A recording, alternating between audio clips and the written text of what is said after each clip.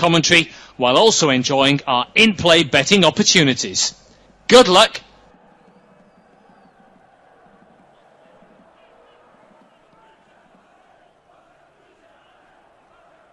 Our next football commentary match is getting ever nearer, so why not take the opportunity of having a bet on the match?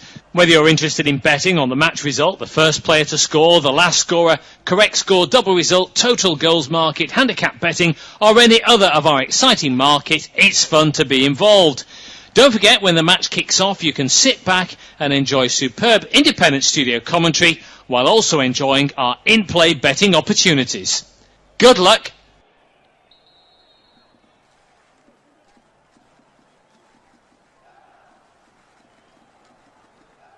Our next football commentary match is getting ever nearer, so why not take the opportunity of having a bet on the match? Whether you're interested in betting on the match result, the first player to score, the last scorer, correct score, double result, total goals market, handicap betting, or any other of our exciting market, it's fun to be involved.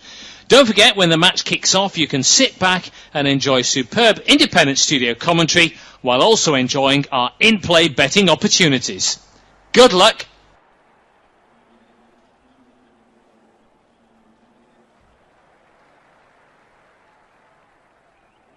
Our next football commentary match is getting ever nearer, so why not take the opportunity of having a bet on the match?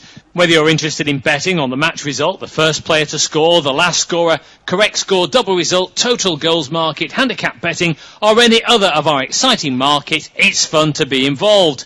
Don't forget, when the match kicks off, you can sit back and enjoy superb independent studio commentary while also enjoying our in-play betting opportunities. Good luck.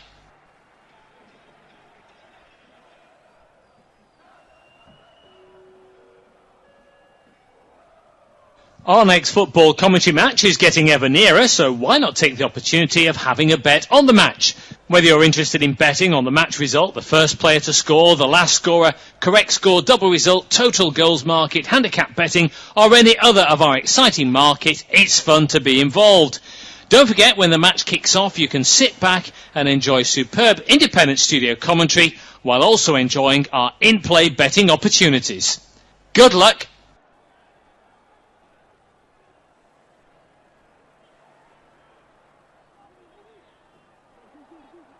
Our next football commentary match is getting ever nearer, so why not take the opportunity of having a bet on the match?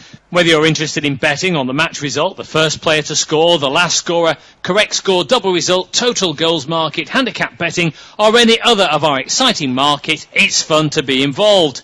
Don't forget, when the match kicks off, you can sit back and enjoy superb independent studio commentary while also enjoying our in-play betting opportunities. Good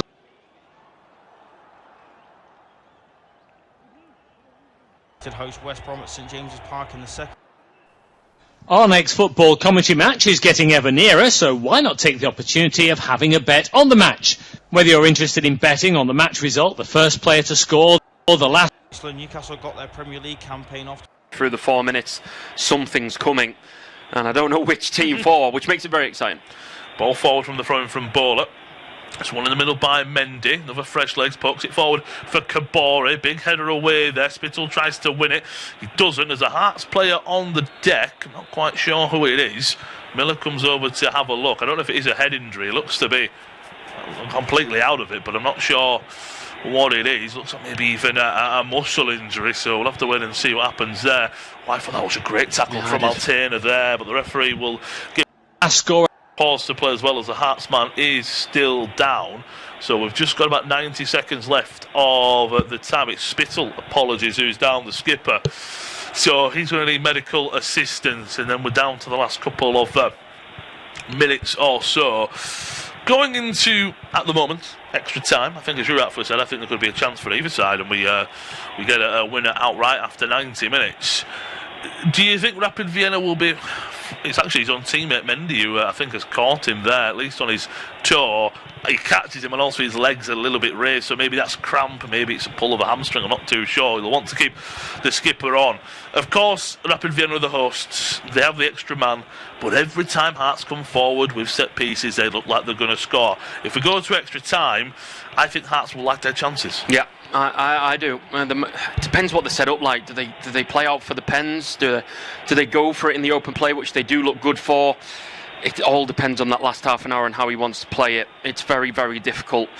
It has to be said, but it's such an intriguing tie. Especially, I honestly think Hearts would have won this if they stayed with 11 men. I really do. I thought they would have won it, but that's what they're playing with at the minute. They can't change that. And it's now going to about to tick over 4, but I think we're going to go to 95. Yeah, we'll probably get, I think you spot at least extra minute. Also, maybe one big chance, or are we bound for an extra 30 minutes in Austria this evening? Forward come Vienna. Down the right-hand side. Seidel. Back into Demir. Amane.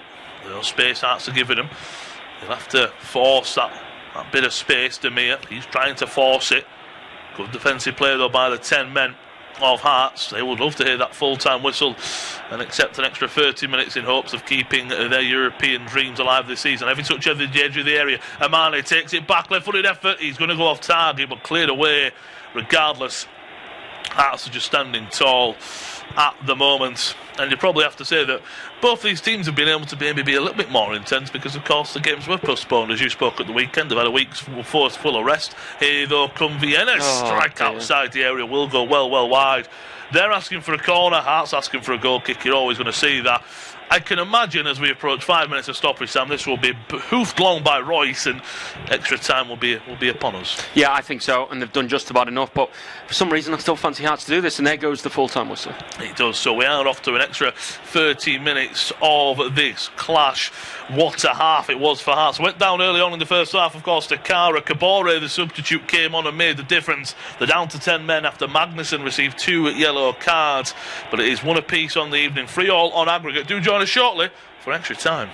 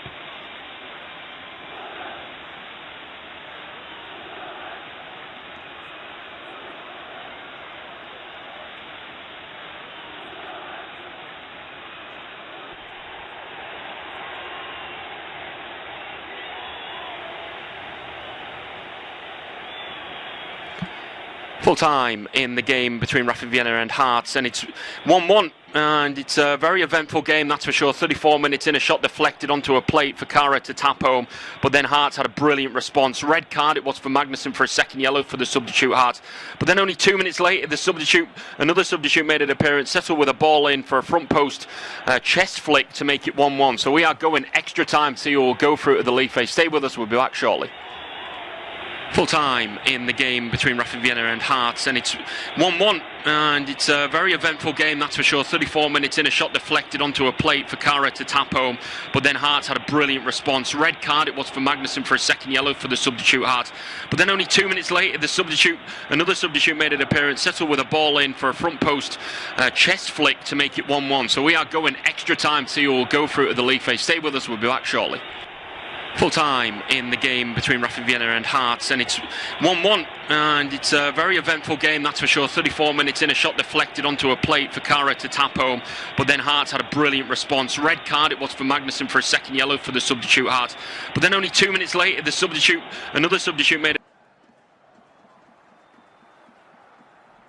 changes from last weekend. Spurs go with Kinski in goal, then it's a back four of Gray, Van Hecke, Davies and Udogi. Bergval, Bentancur and Fernandes are the three in midfield, with Tell, Moore and Solanke as the three up front. For Charlton it is Brooks in goal, with Sijenye, Komuto, Messick and Asiwe as the back four. Then it's Umar and Nibs as the two holder midfielders, with Apter, Doherty and Ali as the attacking three playing behind Mbik. It's a 7:45 kickoff, Tottenham against Charlton. Tottenham take on Charlton in the EFL Cup.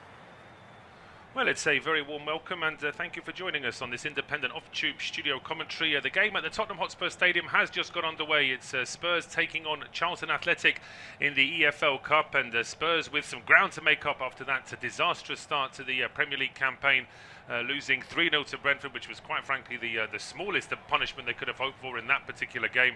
They'll be hoping for a much better performance this evening, coming up against the Charlton side, who've actually made a decent start in the Championship, but they've made a string of changes to their 11 this evening as well. So everything's set really for a nice home game against lower league opposition for Roberto De Zerbi's side to sort of find their feet. They go on the attack with the ball over the top, looking for Solanke. That one is straight through towards Tien and Brooks. Myself, Paul Shabakovic and James Smedley take the action. James, we're not going to see a shock here this evening, are we? I don't think so. I think it's really important for Spurs that they put on a dominating performance. Me and you both covered that game against Brentford, so we're somewhat experts in their start to the season. Tottenham, it wasn't a good one, you have to say, because a lot of money was spent and they didn't deliver, at least in the microcosmic performance that we saw against Brentford, where they were well beaten by the Bees on the road. So at home now, they've got to recover that poor start to the season. Fans are fickle, they will forget. But it is important they right that wrong, isn't it? And a big performance and some big goals tonight would go a long way to help. Certainly fans do forget, but they won't forget if Spurs lose to Charlton, having lost to Brentford. That certainly will be a very memorable start to the season for all the wrong reasons. But a cross coming in from the right-hand side is headed clear. You get the feeling that Charlton aren't going to spend a lot of time in defence. I think as Tell tries to flick a ball up, but he's blocked at the edge of the box there by Harvey Nibs. And that one is going to stay in play here for Apter down the right-hand side, and he runs straight into trouble in the form of Bentancur, and he's easily robbed of the ball. Spurs back in possession here down the left-hand side. Tell not able to find a channel on this occasion. There's a couple of other games going on in the EFL Cup as well. Bradford City against Burnley, Newcastle against West Brom, Preston against Everton is still to come at 8 p.m. And SK Rapid of Austria against Hearts has gone to extra time. Scotland teams making a real hard work of it after their first leg successes last week, but Spurs on the attack now. They've won themselves a free kick 30 yards out from goal. Bit of a clumsy challenge there in the end from Kumieto. Solanke brought down, and our referee Adam Herzeg giving the free kick. It was Shichenze actually that bumped into Solanke. Easy one there for the referee. Yeah, a really lazy challenge there inside 3 minutes from the Charlton man. Solanke not really going anywhere all too soon, but he's brought down and wins a cheap free kick. And De Zerbi under some pressure tonight. I mean, you do imagine in all aspects it'll be a routine win for Spurs, but we've seen crazy things happen in cup competitions in the last couple of years, so it's important that I think no nerves settle in. No, absolutely. I think they need to get a good start here, Spurs. They need to be on the ball. Mateus Fernandes, one of those big signings in the summer, he's in the starting 11. He's standing over this free kick as well. And Tien and Brooks is just trying to find the best position, because I suppose it is close enough for a shot. The way that Fernandes is shaping up, it looks like he may want to try and go for goal. In fact, no, he stands this ball up towards the edge of the 6-yard box. Decent header away, and the ball should stay in play here for Charlton to get down the right-hand side, but that one is overplayed. Maybe actually be given us a free kick after all of that in the end, as Zamua was just bumped off the ball there by Bentancur. who came off the bench on Saturday and didn't pull up any trees, really, did he? No, he didn't. He pulled up a lot of opposition players, though. He's one for a foul, isn't he, the Uruguayan? And after a disappointing World Cup, he's still seemingly quite settled, or at least he wasn't in that game when he came on as a sub against Brentford. I mean, that whole midfield already for Spurs wasn't great in that Premier League opener. I saw a lot of pundits say that they were a different team when Fernandes came on. I don't think I really saw that, to be honest. They had more of the ball. Mikey Moore missed 3 great chances all at the back post, essentially identical chances as well. But I don't think they were a much improved side with the Portuguese man coming in midfield, but he's got a chance now starting in the 11 to really put a marker down. Well, he has. I mean, I say he was showing promising signs at his previous clubs, going to be most notably at West Ham, but there's still a few question marks. There's going to be a bit of a break in play now as Collins Sichense is just down on the ground, because at our first shots of Nathan Jones, he's always very animated, isn't he, on the touchline, just trying to bark out some instructions to his players, but Sichense looks in a lot of pain there. It doesn't look good there for the Charlton number 28. He's down on the ground and he's writhing around in all sorts of pain, and Matthias Tell's actually gone up to him and had a bit of a word. It's just trodden on him there a little bit. I think we'll just see from this angle. Oh, it's the knee to knee, isn't it? I think it's just the way that's the two have collided there. Thankfully, Sichense is right on the touchline, so if he does have to go off, it's not going to be too much of a journey for him. So the physios are still checking him over, as I say. Both sides making changes for the game this evening. The very full benches, of course, there'll be an option there to make that substitution earlier, though Nathan Jones would much prefer Sichense to get a bit more time under his belt. It's just saying play, he's saying play and keep that ball. I mean, it's easier said than done, because Spurs are going to be really pushing at Charlton. I think it's going to be very hard for Charlton to stay in any kind of possession early on in this game. Yeah, it certainly will be. I mean, they didn't have a lot of the ball against West Ham, but they did come away with all 3 points at the London Stadium. Only one player has retained his place from that game. That's Camito at the back. So all changes, really, in the Charlton ranks. And only one teenager, notably, the striker, Bick, 19 years of age. Everyone else sort of senior player age as well. But, I did check before the game, and there are quite a few, especially in that attack, who haven't really featured for Charlton all too much. I think Hampton scored 1 goal in his spell for the club, and that was a couple of years back before he went out on loan. So there's not a lot of goal-scoring threat, but again, they're not really going to be intending to create too many chances. They're going to smash and grab if they are to get some It will be. I think that their plan is going to be just to try and keep that midfield as tight as possible, trying to keep a bit of the ball, as Nathan Jones was just saying, to try and keep a bit of possession, but it's gone back towards Tiernan Brooks. And Sichense, actually having looked like he was in a lot of pain, is actually going to be able to come back on the field as well, so that's good news from Charlton's point of view. All the way back towards Kinski, who certainly would have had a few minus points for the goals conceded at the weekend. He certainly could have done a bit better with a couple of them. So Spurs looking just to try and maintain this early tempo, a bit broken down a little bit by that injury stoppage. It is with Matheus Fernandes. He spots an option here down the right-hand side for Archie Gray. A bit of pressure, but Spurs keep the ball alive, and there's a chance now to move forward. Here is Mikey Moore getting towards the edge of the area, carrying on his run into the box, and it's neither a shot or a pass in the end. It's a promising run, but just needed a better finish there. Yeah, Bergvall made a good run, overlap on that right hand side, and I think the Swede should have been found by Mikey Moore, but he's taken it on himself. Tottenham's winger, and that pass a little bit awry, looking to try and find a teammate ahead of him, but can't do so.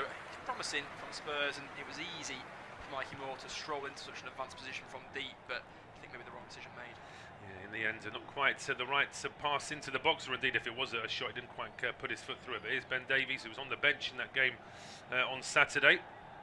Here is Van Hecke over towards the right-hand side. Archie Gray back in towards Van Hecke. Charlton trying to play quite a high offside line as Spurs just crossed the halfway. Charlton about 30 yards out from their goal. Now they're starting to track back a little bit more, doing what they can to restrict that early ball into the penalty area. Played back now towards Fernandes. Bit of a slip as he was playing the ball back towards Van Hecke. And there's a pass down the right-hand side. Moore finding Bergvall, who got into a more advanced position. It's played back towards Moore, but he's crowded out of it in the end. And Asimwe can now bring the ball away here for Charlton down the left-hand side. Was he brought down? A referee, Adam Hertzeg, says no. Spurs are back in possession. Here is Bentancur down the right-hand side. Got an overlap here from Moore. Moore tries to get a ball into the box, but he is blocked by Messick, and that is out for a corner. It is, again, promising. A lot of Spurs play inside this opening 8 minutes. Been down that right-hand side, and Mikey Moore heavily involved. Couldn't quite make it stick there. Gone for the snap cross first time, but blocked. And the first corner of the game goes Spurs' way. Yeah, chance now to get the ball in from this right-hand side, and certainly early on it's Matheus Fernandes with all the set-piece duties. Just waiting to see where his teammates are. The Spurs have got 2 banks of players just at the edge of the box. I'm assuming they're all going to start charging into the penalty area once this ball is played in, and it is played in. It's a good strong header away though by Cumietto, who does really well there to get a bit of distance on that one. It's played back over towards the right hand side. Mateus Fernandes hasn't got enough space for the cross, so he's having to go back a lot deeper here for Destiny Udogie, and he finds Matis Tell down the left hand side. Tell being blocked all the way by Harvey Nibbs. He keeps the ball in play. That's just really good play into the penalty area, cleared towards the edge of the box, and it actually turns out that the ball had gone out of play. Benson Kerr just slams it into the empty net because the goalkeeper, of course, like everybody else, had stopped playing. Will be a goal kick here to Charlton, but certainly if Spurs are going to get something here down the left, then Tell's going to be a big part of that. He is indeed. I mean, we talked quite a bit against Brentford, didn't we, about Matthias Tell and his play so far since joining Spurs for a couple of years now. He's not the most impactful of players, but does certainly have that quality. And it's a big game for him, as it is with many of those Spurs players. To just put a marker down, against weaker opposition. This is where you want to really put a statement performance out for your manager.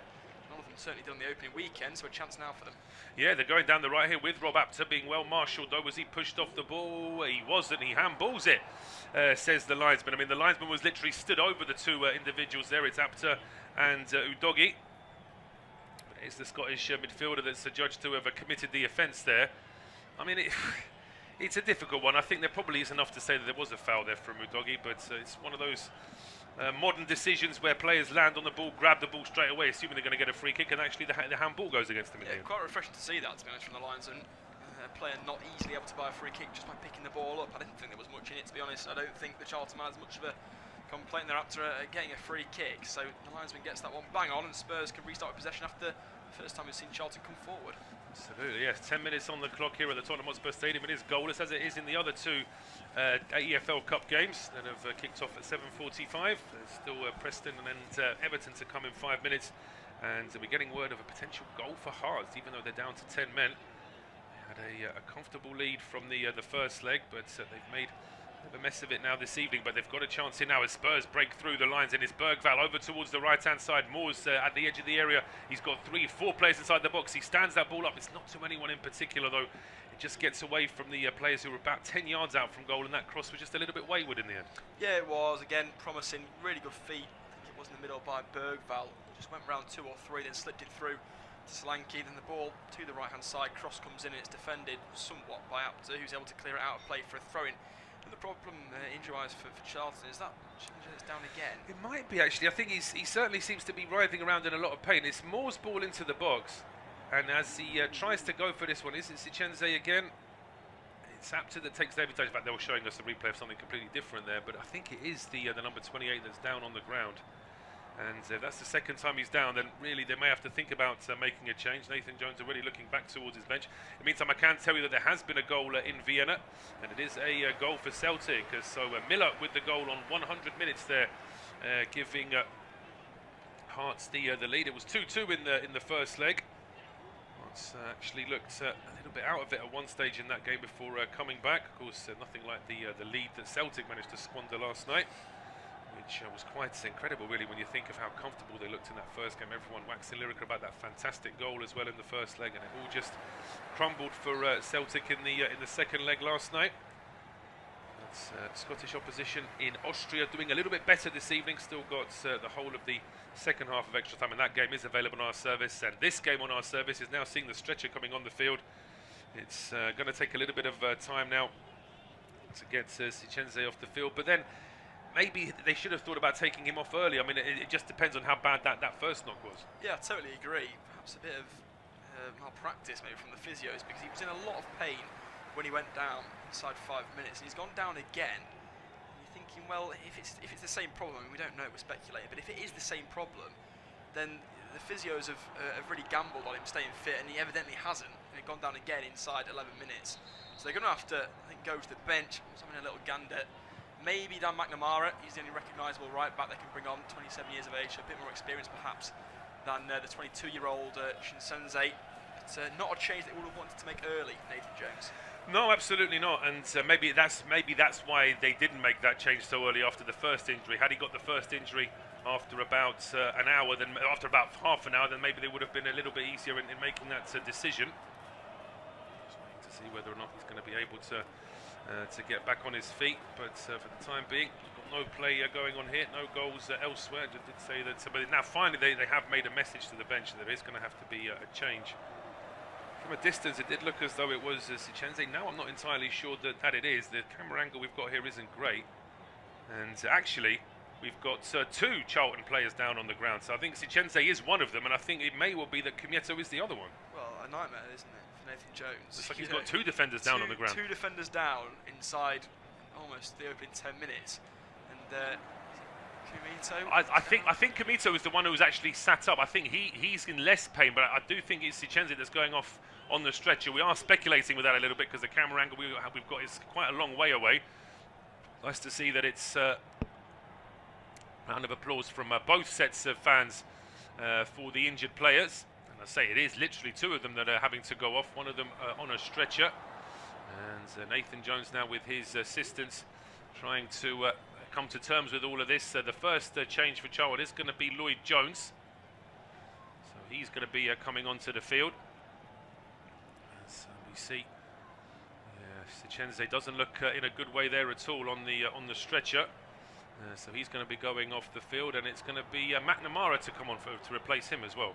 Yeah, so Charlton now with with no defenders left on the bench, which I think is interesting. You know, if you think maybe if they do go ahead, then that'll be an interesting one. But it is Sichenze to come off, with McNamara replacing him, and Jones also on the field of play to replace the other injured Charlton man of Kumieto. So a double change, and not a great one to have to make early on. And as I say, if Charlton do go ahead, and this game is stretched with a 1-goal lead for the away side, then they've got no one to bring on as defensive reinforcements. No, they haven't. But then I suppose from a sort of a test point of view, then this is a really big test for Charlton. Now they obviously wouldn't have liked to have made a double defensive change inside the first 15 minutes, but this is what can happen in a game, and it's how managers and players, of course, substitutes earn their money. They've got to try and make do with what they can, but it is going to make things very difficult in terms of changes. I suppose, you know, always glass half full. If you're going to get two players injured in the first half, let them get injured at the same time, so at least you're making the change at the same time. It doesn't count as two separate changes. As the cross comes in,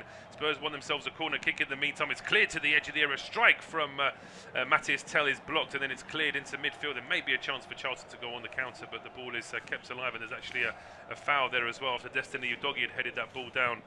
A bit of a clumsy challenge there in the end from Ivan Mesic. And that will be a free kick to Spurs. So Charlton aren't really giving themselves much help at the moment. No, it's the pace of the game is just completely different. Of course, a bit of a mismatch. The side that came up from League One last year against Spurs. And there's been lots of criticism in the last few years, isn't there, of Tottenham Hotspur, and I think most of it rightly so. But the quality of player is certainly evident. Just how quickly they move the ball compared to Charlton, who are constantly chasing shadows, really. We've seen a few fouls early on.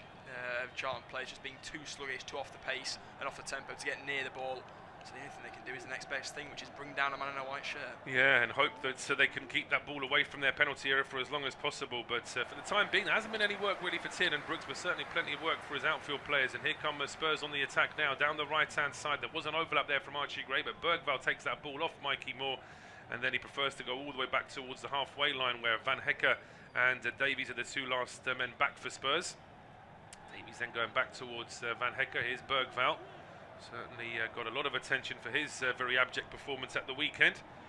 Davies then square to Van Hecke. Spurs around just over 40 yards out from Charlton's goal.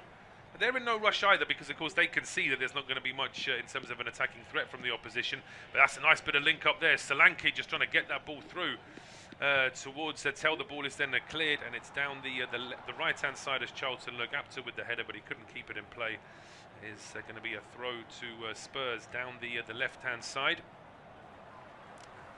Udogie just waiting to take this one. Spurs with 5 out of 5 wins against Charlton in their last 5 meetings. 16 goals scored in those 5 games as well. So certainly it's been a very long time, actually, I think, since Spurs and Charlton would have played in a league game. Charlton did have a spell in the late 90s where they were in the Premier League into the 2000s, but they've struggled ever since then, really, giving away another clumsy free kick there. It's Uma just getting tangled with Tell. Free kick taken quickly, but Spurs then give the ball away. Chance now for Abte. Abte plays that one straight towards Mateus Fernandes. There's a nervousness about Charlton, but then Fernandes' ball isn't particularly good out towards the left-hand side. Asimwe is able to pick that off for Charlton. And back towards Ivan Messick. Now played back towards Tiernan Brooks. It's a very full away end. I'd say it's not the longest journey south to North London. So credit to all those Charlton fans who were there this evening. So just seeing highlights of the games yesterday. Credit to those few Norwich fans that went all the way from East Anglia to South Wales as well. That's quite a journey. So they were rewarded actually with a good result for their team as well. But now Spurs trying to press on Charlton. Apter under pressure there from Bentancur, has to turn and go all the way back towards Lloyd Jones, the substitute. He's back towards Brooks. It's the first time we're seeing Charlton on the ball, but it's all out of the penalty area, then back in again. Yeah, they've had virtually nothing inside the Tottenham half in terms of possession. They have just been able to knock it round their back line a couple of times. There's a good maraudering run on the left. It's Ali who beats Hotspur for pace, but he's squared up now by Van Hecke. He is, but he still keeps the ball alive. If anything's going to happen for Charlton, you'd imagine that Milner Khalid is going to be involved. He is a very quick and dangerous player once he gets on the ball. It's whether or not Charlton can actually find him with the ball at any time. As Van Hecke plays a slightly short pass back to Kinski. He was still favourite to get there though, and the goalkeeper does get there first. Bit of a tangle there on the halfway line between Solanke and Messick, and Solanke will be very frustrated to see the decision has gone against him. Referee Mr. Herzeg obviously feeling as though Solanke was just... And actually it's the right decision. Solanke bumps into Jones and then brings him down. Yeah, he's second favourite to that the whole way, is Dominic Solanke, as that ball is floating into the air towards the Charlton centre half, and he just barges into his man, and free kick the right decision. Didn't really have much eyes on the ball there. Former Cherries talisman. Tottenham, I mean, when they've had the ball, they've been sharp and they haven't really been tested at all defensively, but it's been a little bit too slow for my liking. I think often early on, playing weaker opposition, with respect to Charlton, you want to get a goal early and at least set the tempo early, but they haven't really done that. No, you're absolutely right, because the longer that you don't do that, the more chance there is of the outsiders suddenly to find their feet. I mean, this is the first time we've seen Charlton having around 15-20 passes. Nathan Jones as animated as ever on that touchline, trying to get some further instructions out to his players. I can imagine that he's one of these managers that if it's going well, he's probably a really good manager to play for, but if it's going badly, I can imagine it's hard work. He does seem like he can be quite an intense character. Of course, he'll be very pleased with how things ended for Charlton last season, because they did look in a bit of trouble at one stage. Long ball now out towards the left-hand side as the Spurs try to get on the front foot here with Tell and Udogie. Decent partnership that for Spurs on the left-hand side. Then Udogie gets the ball back here from Tell, working his way into the penalty area. He actually went a little bit too soon there, did the Italian left-back. It turns out he was in an offside position. He was indeed. West Brom have gone 1 goal ahead against Newcastle away from home. Isaac Price with that one. And the Baggies continue their fantastic form. Spurs still trying to push forward. It's those long balls in behind because, as you said, Paul, Charlton are playing a fairly high line when Spurs have it just ahead of the halfway line. So Charlton taking a risk. Spurs haven't been able to find any of their wingers as of yet, but then perhaps a bit of a danger call there with Udogie in behind with the offside flag. Yeah, the flag was up on that occasion. Yeah, interesting that West Brom have taken the lead. You mentioned they have had an excellent start.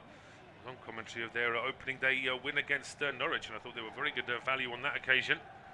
Up against the Newcastle side, of course, who were under real pressure with the new manager. That said, they did put in a decent performance against Liverpool, perhaps a little bit unfortunate to concede those goals late on. But they'll certainly be looking to try and get back into this game. As I say, still goalless between Bradford and Burnley.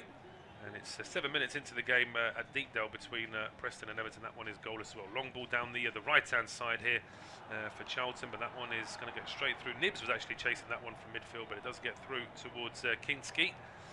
Now Davies bringing this ball out for Spurs. To go back towards his goalkeeper, who was under pressure there from Micah and Bick. And Van Hecke now bringing the ball away for Spurs towards Bergvall.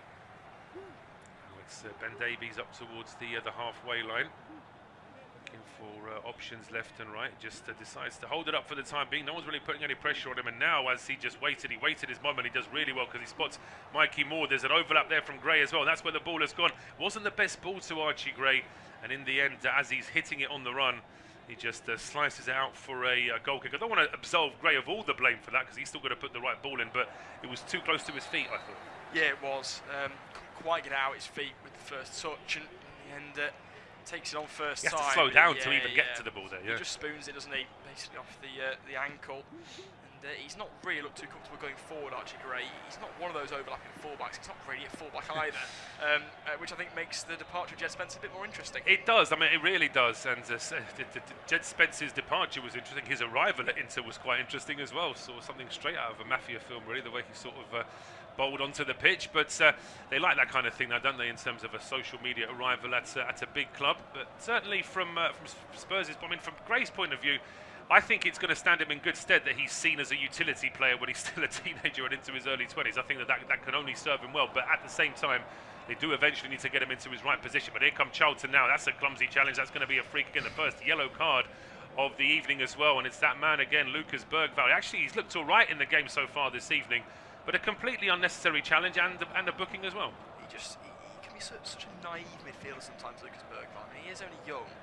But there, much as it was with Brentford at the weekend, it's just a wrong decision in the wrong place. I mean, where Apter fell, he almost rolled into a Spurs player in the form of Van Hecke, which tells you that there was no need for Bergvall. That kind of challenge is when you're taking one for the team, when there's a counter-attack and you've got to foul somebody in midfield. There was no danger with Apter there. No, a silly one. It's given Charlton a set piece, which you'd imagine, if they are to get something from this game, those will be very crucial. Certainly will be, and it's going to be... It looks like it's Ali standing over this one. Wait to see whether he's actually going to take the free kick. Kinski's trying to get the wall organised well, but we actually got over the halfway mark in the first half. Apologies. 24 minutes on the clock. It is Spurs 0, Charlton 0, and it's going to be James to take us through to half-time. Yeah, cheers, but also a moment of excitement for those travelling Charlton fans. Chance for a ball into the box. It'll be a right-footed ball lofted towards the back post, and the header comes in from Van Hecke. I think that's going to run for a corner kick. It will do. Good shielding there from Doherty, who tracked it all the way out for a corner kick to Charlton there, first of the game. Second corner overall. It was a header won by Van Hecke, who then gave up on the chase pretty quickly. Another set piece now for Charlton to take. It will be off the right boot of Malenik Ali. The Irishman stands over this one. In swinging ball. They've sent plenty up for it, so fair play to Charlton. There are 5 close proximity to the goalkeeper. At the back post is Apter. The ball's looping in the air. Heads come in. It's won by Udogie, and then Tell chases it out.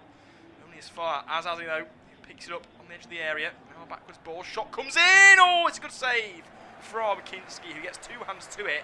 Puts it behind for a corner kick. I didn't quite make out who the Charlton man was. Took the shot. It was Doherty. Thought it might be, and he takes a really nice effort. Lovely strike, yeah. He's not a hugely powerful strike, but it doesn't need to be. He's using the pace of that pass and then really guiding that ball towards the corner. And it's actually a really good saver from Kinski, but who would have thought after the bright start that Spurs have had in this game that the first meaningful save of the match would actually be from the Spurs keeper, and now another corner. Indeed, ball is taken short, then comes in, but it's a flat ball. It gets a second chance, it though does Apter. That one, a better one, a little bit too high. Header comes in, it's wide of the mark. They want another corner, Charlton. They're not going to get one. I think that's might have come off the head there of Lloyd Jones, number 5. I think jumped for it.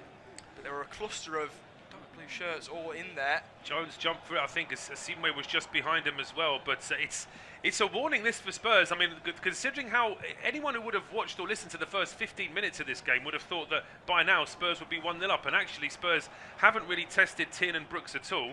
And now there's been a header that's just gone wide after a really good save from Kinski. So it's almost like that good start from Spurs has petered out a little bit. Yeah, the goal kick as well. Spurs have given the ball away. So Charlton have it on the halfway line. They've got to throw in, and they're going to eat up some seconds by leaving it for Asimwe to take. I think it's really encouraging that from Charlton. You know, those away fans will be right behind their team now. It's always difficult when you go away to such a massive ground and a big club as Tottenham are.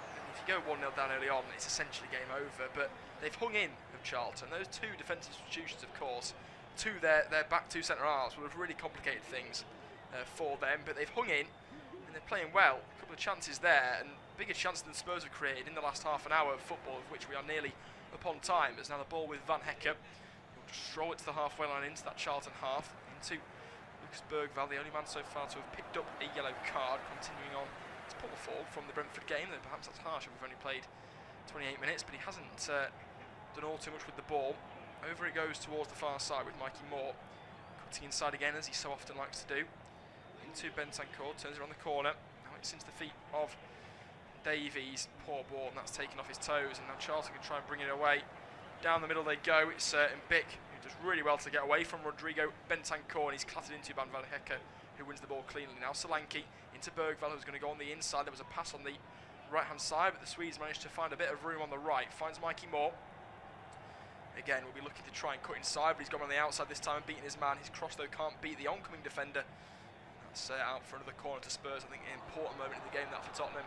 They've won a set piece, they've had a bit of the ball, and they've just calmed the nerves that were created moments ago with the Charlton pressure. Yeah, it was important, I think, for Spurs to respond with a little bit of attacking possession after that rally from Charlton. It was important that Spurs got back on the front foot as the dominant team in this game. And remembering that they still have more than enough on the field to take care of this Charlton side, they're just got to try and apply it. So Fernandes will take this set piece. He's been really quiet, hasn't he, the Portuguese midfielder, in this opening half an hour. That corner comes in, it's a decent one as well. It's missed by everyone realistically, and then brought away by Charlton. Does Bentancur give away a free kick? He doesn't. Again, it's apt to try and win one. Third time now he's been denied with the free kick, and I think all three the correct decision really, as Matthias Tell thought about scooping one in, but a narrow angle doesn't do it. Try and go around the outside of his man again, but he's just running into trouble. The Frenchman plays it backwards, right decision. Now it's with Fernandes, good ball over the top, he can't be brought down, forces a Solanke shot, comes in, it'll fall to another Spurs player, digged out wide of the mark there, decent effort on goal. It's Archie Gray who found himself in an advanced position, not known for his goal scoring prowess. I think he got one in the season just gone, and he came close to scoring one at the start of this year. It's forced for Solanke, who shot his block, then Archie Gray prods on with the outside of his right boot. Is that a save as well from the goal? I think it is, yeah. He gets fingertips to that one, does Brooks, and he does really well just to make sure it goes the wrong side of the post as far as Spurs are concerned. Yeah, great stop there. Nice ball. It'll be a corner kick to come. Fernandes again stood over this one towards the near post. Easily dealt with by Charlton. The header from Simway flicks it only as far as Destiny Udogie. So with Matthias Tell, he's got 3 to beat, and he decides to try and take them all on, and he's absolutely slammed off the ball there. Into the advertising balls, that's uncomfortable. Yeah, you could see the referee ran over with real purpose there, did Mr. Herzig. I was just wondering whether or not he wanted to say something to McNamara about that. I don't think there was too much of a reaction from the Spurs players. Yeah, it's a little bit sneaky, that one from McNamara. He was always keeping his eye on Matthias Tell, and yeah, just quickly distracting the situation by coming across to have a drink of water. But Tell was looks like he's hit that one right shoulder first. Yeah, I mean, it's a dangerous tackle that really from McNamara. Of course, came on as one of 2 defensive changes made inside 12 minutes because he knows what he's doing. You know, Matthias Tell's pressing for the ball, but it's always running out of play, and sends the Frenchman bundling into the advertisement boards. See a replay of that shot from Archie Gray and a good save that came in from Brooks a couple of minutes ago. So half an hour gone in this independent studio-based commentary covering the EFL Cup, and here's Tottenham 0, Charlton 0. A fairly even contest so far. The Spurs have had all the ball, but not necessarily all the chances. That most recent one from Archie Gray being the biggest for the side in the white strip, as underneath it there is Matthias Tell, who's fit to continue after giving his shoulder a bit of a rub. As Udogie tries to take on Apter and then decides against it, lays it backwards instead.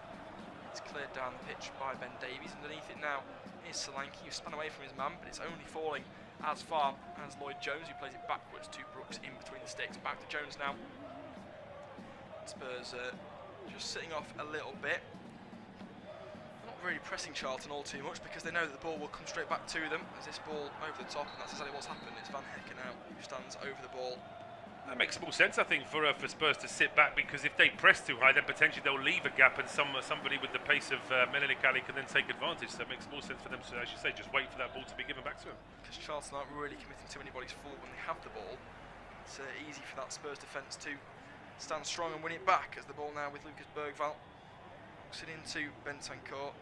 I'd have liked to see De Zerbi go with a bit more of an attacking midfield, to be honest. I think Bergvall and Bentancur both playing in that holding role. I mean, Bergvall a bit more freedom of expression in the role. Yeah, I mean, when you think that Savinho is on the bench for Spurs this evening, Pedro Porro's back in the team. Maybe he should have been starting ahead of Archie Gray to give him some game time. I know they're trying to sort of bring him back gently after the excerpts of the World Cup, of course. But I'll break off from that because here comes Spurs again. Indeed they do. Archie Gray's going to dig across out. It's again plotted at source. It's into the back of Doherty out for a throw. I mean, Spurs have struggled with players keeping fit, and James Maddison's not helped with that. He's injured himself again. I think out for 2 weeks with a broken something or other. I think it's his arm. And Xavi Simons, of course, still out until early February.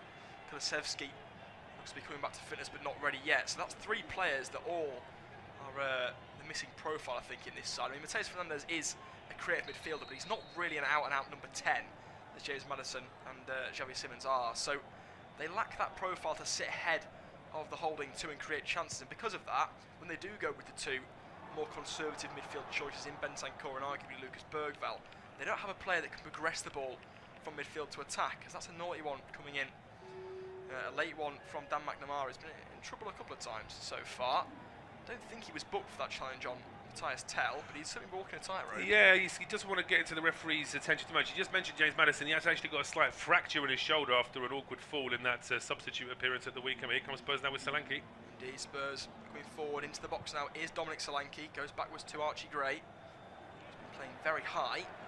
Let's see the heat maps of both himself and Mikey Moore. It might be identical as Mikey Moore gets on the ball. Again, the cross coming in blocked, but only as far as a corner kick for Tottenham. They've had all their corners being won down that right-hand side with Moore and Archie Gray trying to put crosses in that have been closed down quickly. Charlton have done well in close quarters, fullbacks wise with the Spurs wingers. They've gone out quickly and blocked almost everything that's come into the area. There's Fernandez, I think he's trying to take a short corner and he's complaining there's a Charlton man too close to him, I believe. Not a zoomed out angle of it so far, but he was having a word with the linesman. It was apt to closest to him. The corner kick comes in, it's looking for Bentancur, won't find him. Underneath it is Tell, but he gets it over again. That'll be about 10 yards wide of the mark and out for a goal kick. Yeah, I mean, the invitation to shoot certainly was there, but Tell gets it all wrong as this ball bounces just in front of me. Really wants that ball to come down nicely onto his right boot, but his body position's all wrong, and he slices that one a long way wide. Camera focuses now on the Spurs bench. Pedro Porro, Kevin Danso and Richarlison all sat there. They're having a smile. There's not much to be smiling Tottenham Hotspur about in the last year and certainly now, but Savinho joins them as well. Savio is now like to be known after his name change, or shirt change rather, since signing for Tottenham. There's a lot of money being spent on him, and potentially Marmoush, then that deal getting close to completion now. It's going to be about £150 million on the pair. Offside up against Charlton, it was Ali trying to make his way on the left-hand side. They're spending a lot of money on the Spurs, and I think it is the first real indication we're seeing of a post-Levy Tottenham. You know, yes, a lot of money being dished out. It is absolutely. The sort of the whole theme of how Spurs are approaching their transfer business is very different from what it was under Daniel Levy. But then it had to be. I think Spurs needed a period where they were more set for business. Now that the stadium and the training ground are two of the best in the world, they now have to start focusing on getting things right on the pitch as well.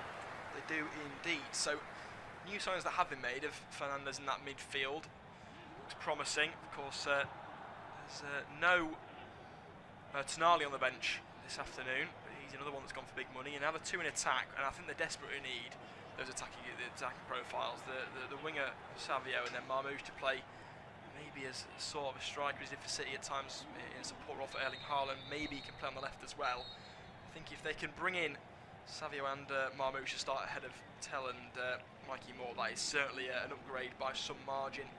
They just rotate between Solanke and Richarlison, both of whom are more than capable and adept at playing at this level. Tottenham now on the ball. You do think of it of players like Solanke, players who have been starved of service for quite a while really since arriving at Spurs. Of course, he's had his own injury problems, but he's probably very excited at the arrivals on both flanks for Spurs in the window, because he'll get a lot more service than what he's getting in his time so far at the club, but also in this game especially, where he's been absolutely starved of everything coming from width areas of the pitch. This ball now with Bentancur back to Davies. Is that offside? The referee stopped the game for something. I think it's a free kick or a drop ball. I'm not sure what he's given. It's hard to see what the referee saw there. I think that it looked like the linesman had indicated an incorrect offside, and the play was about to stop, but Spurs already in possession. The referee goes, "No, I'll just do a drop ball and you can have the ball back." It's hard to tell exactly, but neither set of players was surprised about it, so they obviously understood on the field, and Spurs moving forward now with Bentancur. Over it goes towards Destiny Dogi to try and beat the Charlton Wallers directly in front of himself and Matthias Tell. Tell, formerly mentioned, plays into Bentancur. Charlton defending well. They'd be really happy with a 0-0 at half time. I think arguably they've had the better chances of the two sides. Yeah, I mean, Tiernan Brooks has had to make that one save, but there was a save from Kinski and an effort that went just past his post. Yes, the Charlton have responded with a bit of decent attacking possession as a throw to Spurs down the left.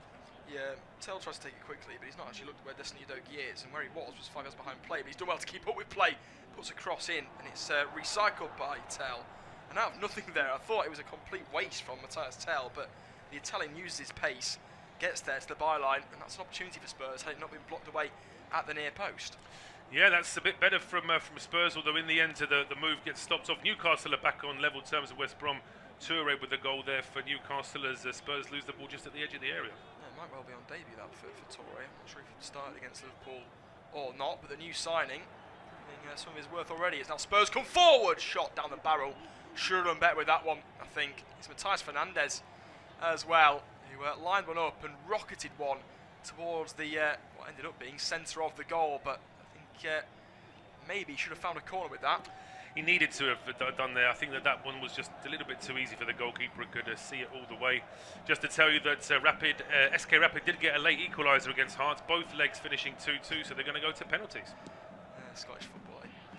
Ball now back with Tottenham. It's a foul given the way of Fernandes. The referee having a word with someone on the bench. A yellow card's been dished out.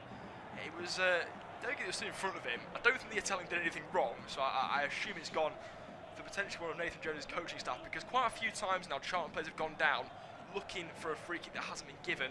Moments ago it was Uma in midfield who went down, but I think it was a good challenge from Bentancur. The free kick wasn't given, and the Charlton number 16 lay on the floor like a sulking child, didn't get the set piece. Now I assume what's panned out there is Nathan Jones has run off his bench and had a real go at the match official, and it wasn't taken too kindly in a yellow card. No, I think that Nathan Jones is always a decent candidate for a booking on the touchline. He's a very animated manager, but I think from Charlton's point of view that it's all part of this theme of just trying to slow the game down. It may well be that they know that they're going to get all these free kicks, but just having that moment, that little pause, that might just slow Spurs down. It might slow the referee down as well. But that's a good ball out towards the right-hand side. Great first touch from Mikey Moore into the area, drills it across. He should have played to Bergvall, who peeled off, but didn't. Tried to play it across the line to Solanke. That pass never on, and a wrong decision made. Again, the youthfulness showing there from some Spurs players. Mikey Moore, the wrong decision, but excellent touch and excellent pace to get him behind the ranks as Archie wins a throw-in. He does, yeah. It's a good, as you say, that Bergvall was in a much better position there. Moore should have seen that Solanke, not only was Solanke marked, but there was actually a player in between him and the ball as well. Yeah, it would have been 1-0, I think, if he played that pass there to Lucas Bergvall, who had a radius of around 5 metres around him in the edge of the 6-yard box. Everton have gone 1-0 up against Preston, so the Premier League side scoring a couple of goals in quick succession. Of Newcastle, of course, have equalised at home to West Bromwich Albion. The ball now with Ben Davies having a gallivant towards the Charlton box. It is, goes to Bergvall, now back to Destiny Udogie. To Matthias Tell, back to the Italian fullback, who will have a little drive towards goal. Poor ball, tries the 1-2, but Charlton able to defend somewhat after that ball was cleared by McNamara into the head of his fellow substitute Lloyd Jones, out for a throw into Tottenham midway into the Charlton half. 40 minutes gone, 5 to go of normal time before we reach the half-time mark, and it is still 0-0 between these two teams, but Tottenham are starting to go from strength to strength as Mikey Moore floors a man, has a shot into the roof of the net, and out of nowhere Tottenham have scored a goal. Mikey Moore, he got round one with ease after his man slipped over, barrels one into the roof of the net. The goalkeeper should do better, but realistically it's hit so quickly and with such power from the former Rangers low knee that it finds the back of the net and Spurs won ahead. Yeah, Spurs won ahead, and after all the intricate passing and balls into the box that haven't quite worked for Spurs, it's just a powerful pile-driving effort that actually gives the home side the lead. And to say, Moore missed a couple of good chances at the weekend. He's maybe misplaced a couple of passes and crosses early on in this game, but Charlton guilty of giving him way too much time, and actually on his weaker left foot as well. That's a really sweet strike. It is indeed a really good effort on goal there. I think does it take a small deflection on its way in? It might have actually just hit the goalkeeper on its way. But I think it just goes through the fingertips. Yeah, I mean it's say Roberto De Zerbi, not too much of a reaction, just high fives for his coaching staff, but he'll be very pleased. Moore will be very pleased, and all but the travelling Charlton fans inside the stadium will be very pleased as well, because this was in danger of being a bit of a sort of nothing half for Spurs, where they had more of the ball but actually never really did much. I mean, it still doesn't paper over the fact that it hasn't been a vintage performance, but they have got a goal, and that takes a lot of the pressure off. Indeed, they come forward again now. Again, it's Mikey Moore. Good work from him, trying to bounce back from a difficult performance at the weekend. I think he had 3 chances at the back post. He should have scored, arguably, at least 2. As the ball now breaks for Bergvall, just stops it as Charlton looks to try to get back. Mikey Moore overlaps, but Bergvall will go backwards instead to Fernandes, who is going to play that sort of free-line playmaker role. That's not good playmaking from Mikey Moore, though, who will scoop one out of play looking for the run of Bergvall that never came. Yeah, Bergvall was at least 10 yards away from where that ball was landing. There's a little bit of miscommunication between those two. Can tell you that in the game between SK Rapid and Hearts, it's now 2-2 on penalties. They're into the shootout as we speak. That game is live on our service as well. Keep you up to date with that. Of course, that should be wrapping up before half-time in our game. We've got 43 minutes on the clock, and Spurs finally with that goal. Now it's just a question of whether Charlton have a plan B. Well, they're going to go for it at Charlton. Ball in behind now.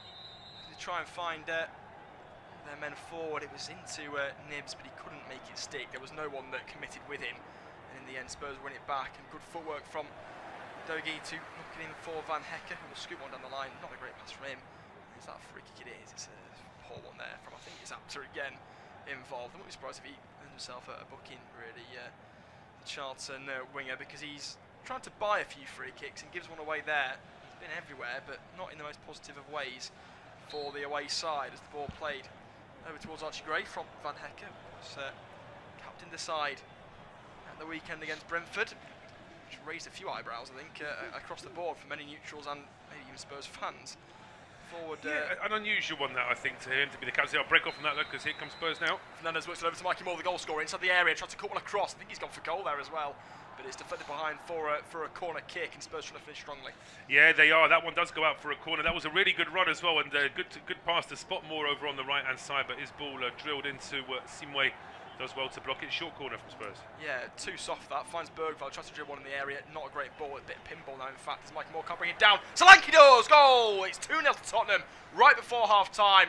Dominic Solanke with a snapshot finish into the bottom corner. Terrible defending from Charlton. They allowed Spurs to walk that in, and Tottenham have walked themselves into a 2-0 lead. 2-0 to Spurs, and it's the standard Archers celebration there from Dominic Solanke. But this all comes from Spurs getting that corner kick and then Charlton not dealing with it. Initially, it looked like they had closed out the threat from the short corner. There's already an inquest on that Charlton bench as they're looking at a couple of replays. But essentially, it's the effort from Bergvall that's charged down. Then there's pinball when really Charlton had 3 opportunities to clear that. 2 players could have put their foot through it. There was also a chance for Timothy Umar to get his head to it. Nobody does. And if you're going to let the ball bounce and allow enough time for Solanke to turn and fire towards goal, he's going to punish you, and that's Spurs potentially putting the game out of sight. Indeed. A really good finish from Dominic Solanke. Nothing that Brooks could do about it at that time, contrary to the goal that he conceded initially, which has gone down as an error for the goalkeeper, which might be harsh because it was hit so well, but it did hit him right in the palm. 6 minutes added on at the end of this one. That is solely down to the injuries at the start. Here comes Charlton. Ball breaks for Nibs. He was driven forward. The ball bounced fortuitously for him. That's a snapping challenge there from Rodrigo Bentancur, and then good defending from Destiny Udogi. He's going to take it on the line, but he won't get there to the second ball. And he's got to be lucky now not to commit a foul. Doesn't. Charlton recycle. Ball flicked over by Apter, looking for the run of Nibs, who's then absolutely shoved, almost reminiscent of the one that McNamara left on Matthias Tell, shoved into the advertising boards there is Nibs, and he's back to his feet this time. I think both players perhaps turn up the heat a little bit in terms of aggression. Yes, I think they are. I mean, I say the Charlton players can expect to get bumped onto an advertising board after the way that Tell was treated earlier in the game. But from that said, though, Spurs and Charlton, neither of them need to get too physical, bearing in mind what the game is. But that clearance from Kinski has been picked off. Yeah, not always great with this distribution there. This Kinski, he wasn't there, but they've just about got away with it for Tottenham. Again, Udogi, I think he's had a really good game. Apter brings his man down. That'll be the yellow card that I talked about 2 minutes ago, as he cynically pulls down, trips over Destiny Udogi. He got away from him far too easily. So is that one apiece now for yellow cards? I think it is. 2 dished out in this first half, and Apter was definitely, as I predicted, the most likely to get a booking for Charlton, because he has been in the referee's thoughts for the majority of the 47 minutes that we've played of time. 4 to go of the extra time added on, and I think a pretty textbook yellow card given. Yes, it was. I mean, it was a cynical foul, no attempt to play the ball, and as you say, the accumulation alone was always going to put Apter at risk there, and he's going to have to be careful now because he's up against some pacey players on that side. He is indeed. One of those is Mikey Moore on the ball. Tries to go on the outside, but can't. I think Hearts won it on penalties. I think they have done indeed. The Scottish side look to be through in Europe, so at least one part of Scottish football have delivered in their quest for European football this season. As forward comes Spurs, Tell into the box. Can he find a cutback? He can't. It would have been game signed, sealed and delivered had they found the net again in quick succession, but I think a foul has been given the way of McNamara for a Bentancur overstretched there. Just clipped his man on the edge of the area. So scores on the doors at half time. It's 0-0 between Bradford City and Burnley. Newcastle and West Brom are one apiece. And Preston Everton is 33 minutes in. Of course, that kicked off at 8 o'clock, and it's Everton who have a 1-goal lead. In our game on this service, and this independent Studio-based commentary, it is Tottenham 2, Charlton 0. Tottenham's 2 goals coming in fairly quick succession towards the end of this second half, with a few more minutes left to play of the 6 added on. It's Spurs who really are in the driver's seat as they're on the ball now with Van Hekken, their new signing from Brighton. Of course, a sizable fee spent on him as well. It's sort of been overlooked because of how much they've spent in the departments of midfield and attack. But he was big money from Brighton, Van Hekken. And with Romero going the other way, a pretty like-for-like change in my opinion. I think they're both players of similar quality. Both have a mistake in them, but both are pretty good central defenders. Mikey Moore driving forward again, floors his man inside the area, tries to drill the ball across goal, but it'll be cut out there. Now Asimwe can try and wriggle room. He has to go backwards though, and then lofted forward by Uma. It's up towards the 19-year-old striker of Mbik, who's not had a kick in this game so far. You can always feel for teenagers that are thrown in cup competitions against teams that are so far superior to their own, which I think is fair to say based on the opening 49 minutes we've seen. But he really has struggled for appearance, really. As Charlton's number 33, 19 years of age. That's the first time I've mentioned his name in the last half an hour. Ball now with Bentancur. Over he goes towards Tystel. In fact, it's Fernandez back to Bentancur. To Van Hekken. Spurs just eating out the minutes now as we get towards the half-time break. Mikey Moore on the ball. Over towards Archie Gray, gets the byline. Good challenge from Asimwe, but at the expense of a corner. Some goals going in Europe as well. It's 1-1 between Selje and Slovan Bratislava. Fenerbahce 2-0 away at Lyon with Viking. Dinamo Zagreb 1-1. AEK 3-0 up against Levski as well. Bulgaria. Corner kick for Tottenham then. Spurs 2-0 up. Dominant performance, I think, especially in the last 15-20 minutes, where they were under the cosh previously. Charlton had a couple of chances before Spurs did, both from set pieces, corner kicks that came in, and a long effort from McNamara that was well, in fact it was Doherty that was well saved by Kinski in goal, being the only thing to write home about for the travelling supporters at the moment. Spurs corner comes in, header goes up. This time Charlton do defend better than the last one, from which they conceded from.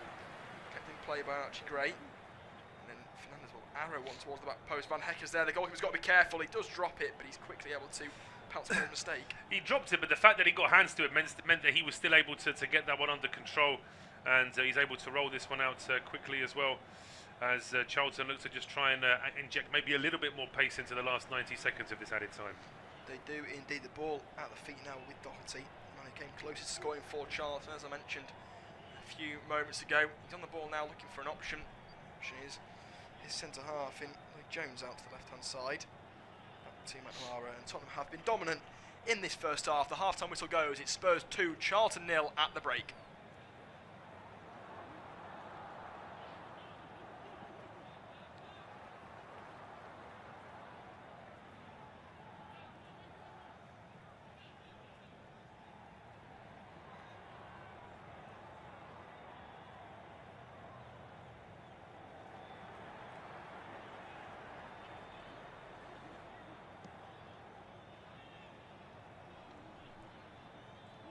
Half time at the Tottenham Hotspur Stadium, where Spurs lead against Charlton by 2-0, but it took a while for Spurs to get into this game. They actually made a bright start the first 10-15 minutes.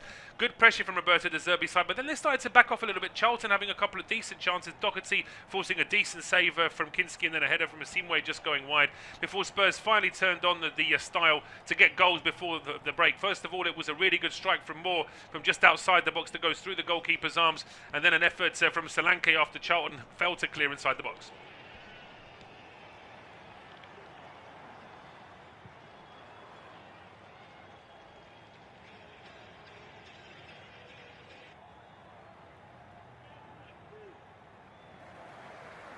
Half-time at the Tottenham Hotspur Stadium, where Spurs lead against Charlton by 2-0, but it took a while for Spurs to get into this game. They actually made a bright start in the first 10-15 minutes, good pressure from Roberto De Zerbi's side, but then they started to back off a little bit. Charlton having a couple of decent chances, Doherty forcing a decent save from Kinski, and then a header from Asimwe just going wide, before Spurs finally turned on the style to get goals before the break. First of all, it was a really good strike from Moore from just outside the box that goes through the goalkeeper's arms, and then an effort from Solanke after Charlton fell to clear inside the box. Half-time at the Tottenham Hotspur Stadium, where Spurs lead against Charlton by 2-0, but it took a while for Spurs to get into this game. They actually made a bright start in the first 10-15 minutes, good pressure from Roberto De Zerbi's side, but then they started to back off a little bit. Charlton having a couple of decent chances, Doherty forcing a decent save from Kinski, and then a header from Asimwe just going wide, before Spurs finally turned on the style to get goals before the break. First of all, it was a really good strike from Moore from just outside the box that goes through the goalkeeper's arms, and then an effort from Solanke after Charlton fell to clear inside the box. Half-time at the Tottenham Hotspur Stadium, where Spurs lead against Charlton by 2-0, but it took a while for Spurs to get into this game. They actually made a bright start in the first 10-15 minutes, good pressure from Roberto De Zerbi's side, but then they started to back off a little bit. Charlton having a couple of decent chances, Doherty forcing a decent save from Kinski, and then a header from Asimwe just going wide, before Spurs finally turned on the style to get goals before the break. First of all, it was a really good strike from Moore from just outside the box that goes through the goalkeeper's arms, and then an effort from Solanke after Charlton fell to clear inside the box.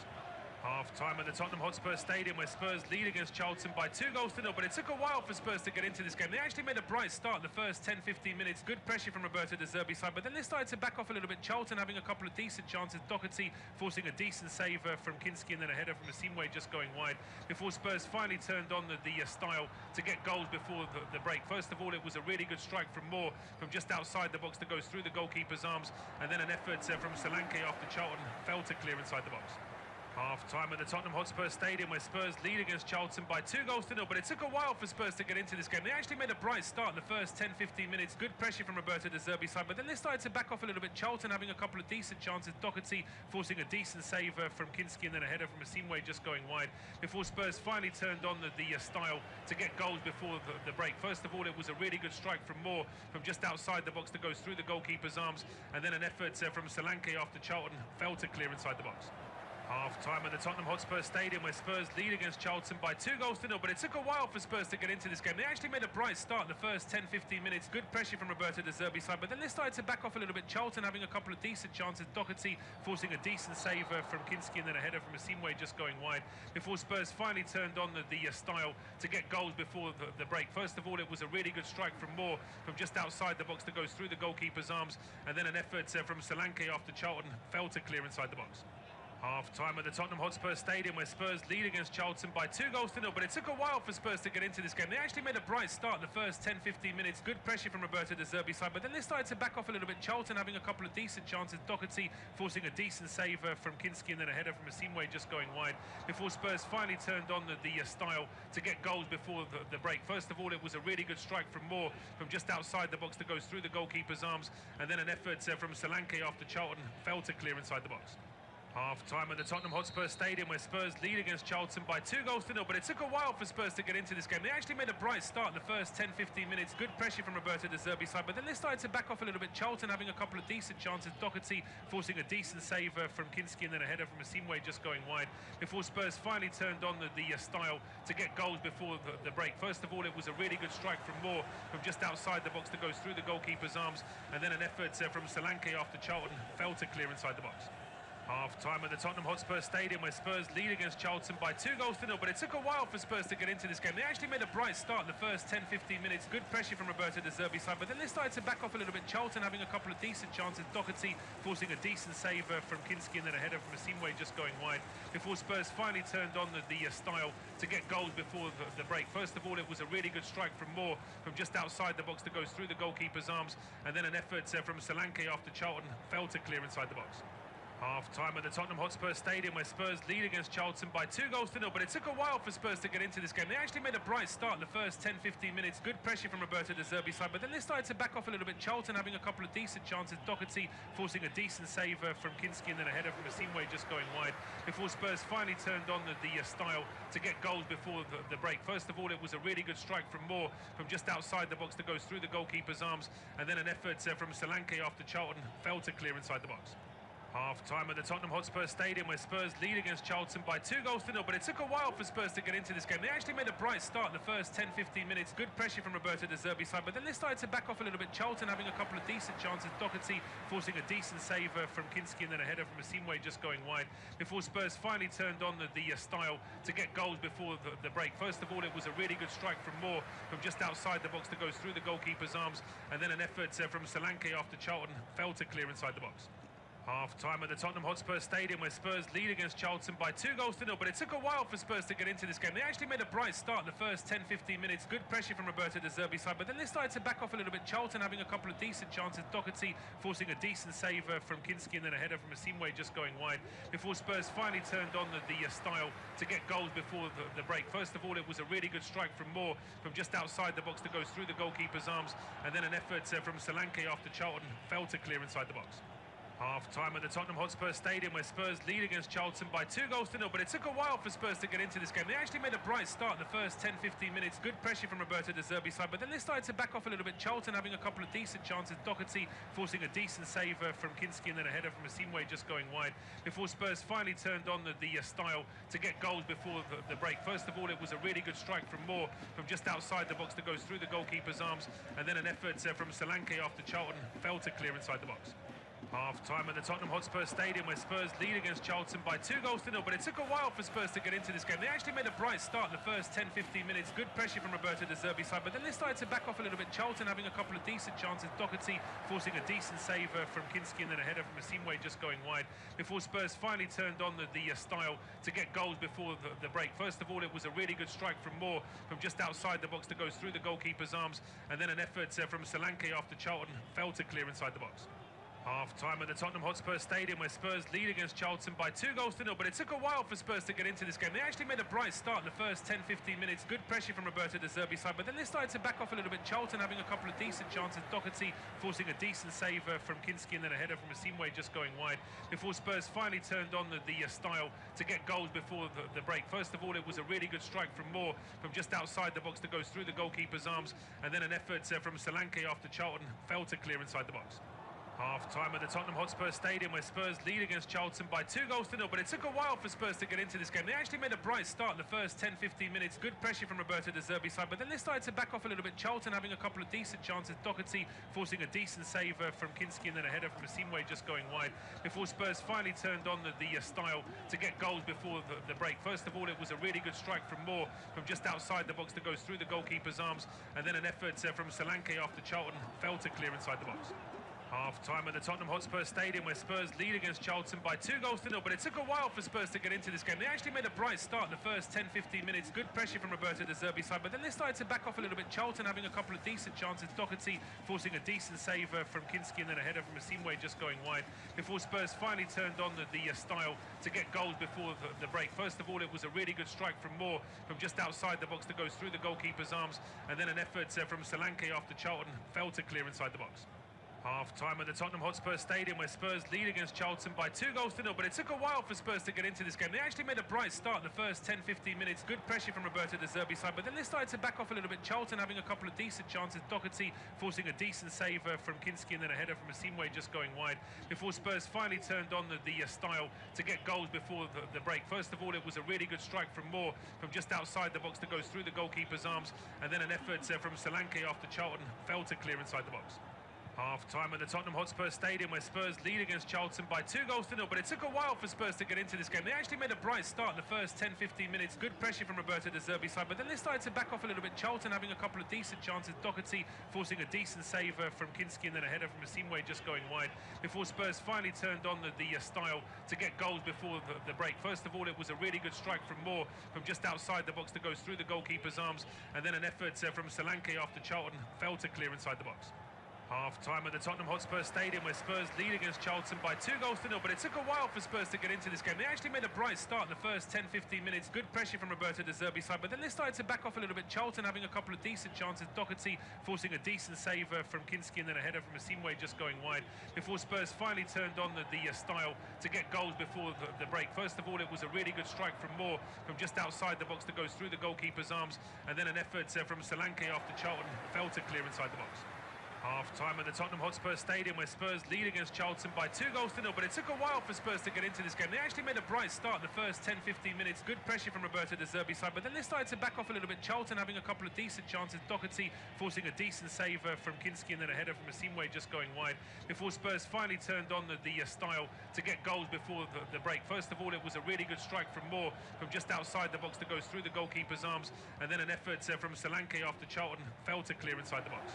Half-time at the Tottenham Hotspur Stadium, where Spurs lead against Charlton by 2-0, but it took a while for Spurs to get into this game. They actually made a bright start in the first 10-15 minutes. Good pressure from Roberto De Zerbi's side, but then they started to back off a little bit. Charlton having a couple of decent chances. Doherty forcing a decent save from Kinski, and then a header from Asimwe just going wide, before Spurs finally turned on the style to get goals before the break. First of all, it was a really good strike from Moore from just outside the box that goes through the goalkeeper's arms, and then an effort from Solanke after Charlton failed to clear inside the box. Half-time at the Tottenham Hotspur Stadium, where Spurs lead against Charlton by 2-0, but it took a while for Spurs to get into this game. They actually made a bright start in the first 10-15 minutes. Good pressure from Roberto De Zerbi's side, but then they started to back off a little bit. Charlton having a couple of decent chances. Doherty forcing a decent save from Kinski, and then a header from Asimwe just going wide, before Spurs finally turned on the style to get goals before the break. First of all, it was a really good strike from Moore from just outside the box that goes through the goalkeeper's arms, and then an effort from Solanke after Charlton failed to clear inside the box.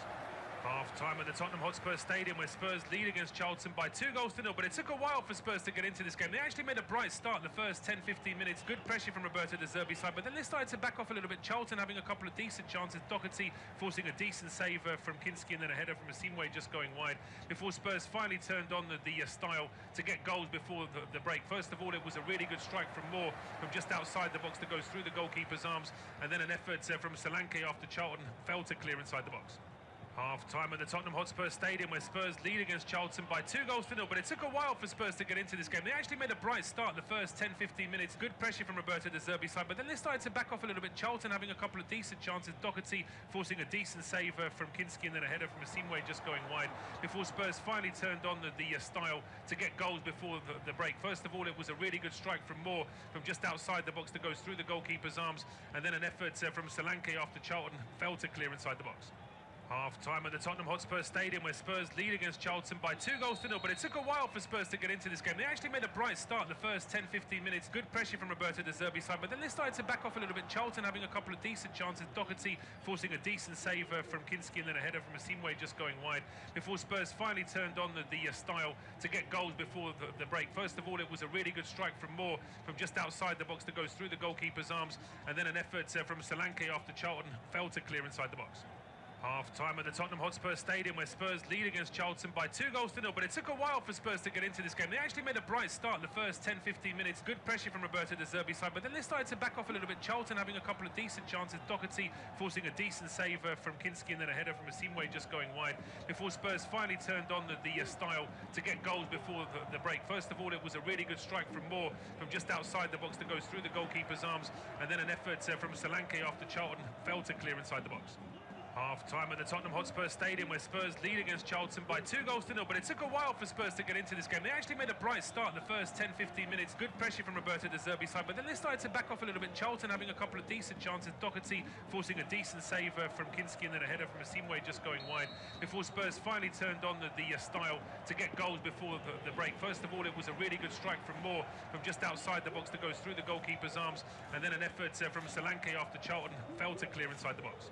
Half-time at the Tottenham Hotspur Stadium, where Spurs lead against Charlton by 2-0, but it took a while for Spurs to get into this game. They actually made a bright start in the first 10-15 minutes. Good pressure from Roberto De Zerbi's side, but then they started to back off a little bit. Charlton having a couple of decent chances. Doherty forcing a decent save from Kinski, and then a header from Asimwe just going wide, before Spurs finally turned on the style to get goals before the break. First of all, it was a really good strike from Moore from just outside the box that goes through the goalkeeper's arms, and then an effort from Solanke after Charlton failed to clear inside the box.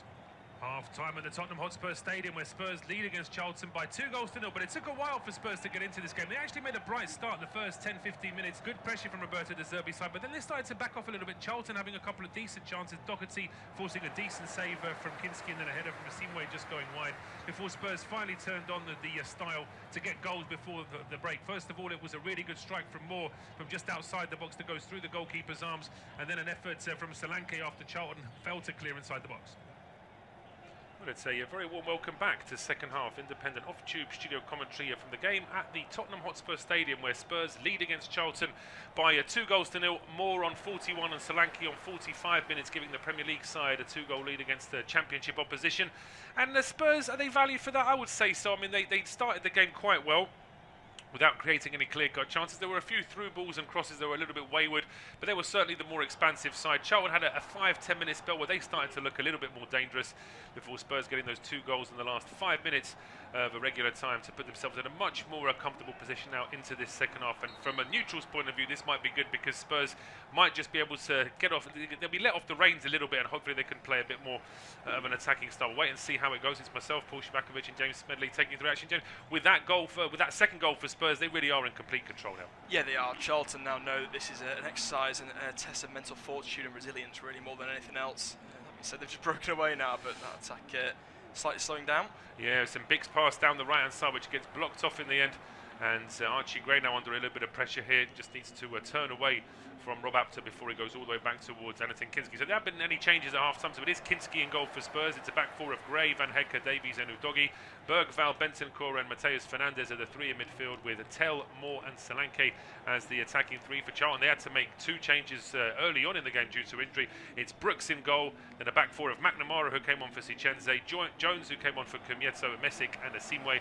2 hold by foul. Break off from that because Spurs have broken down the right-hand side. It's great work here from Moore into the penalty area.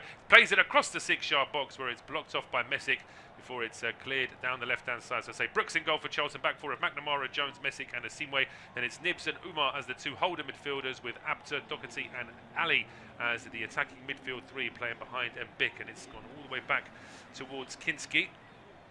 Rolls it out to Davies, and here is Destiny Udogie.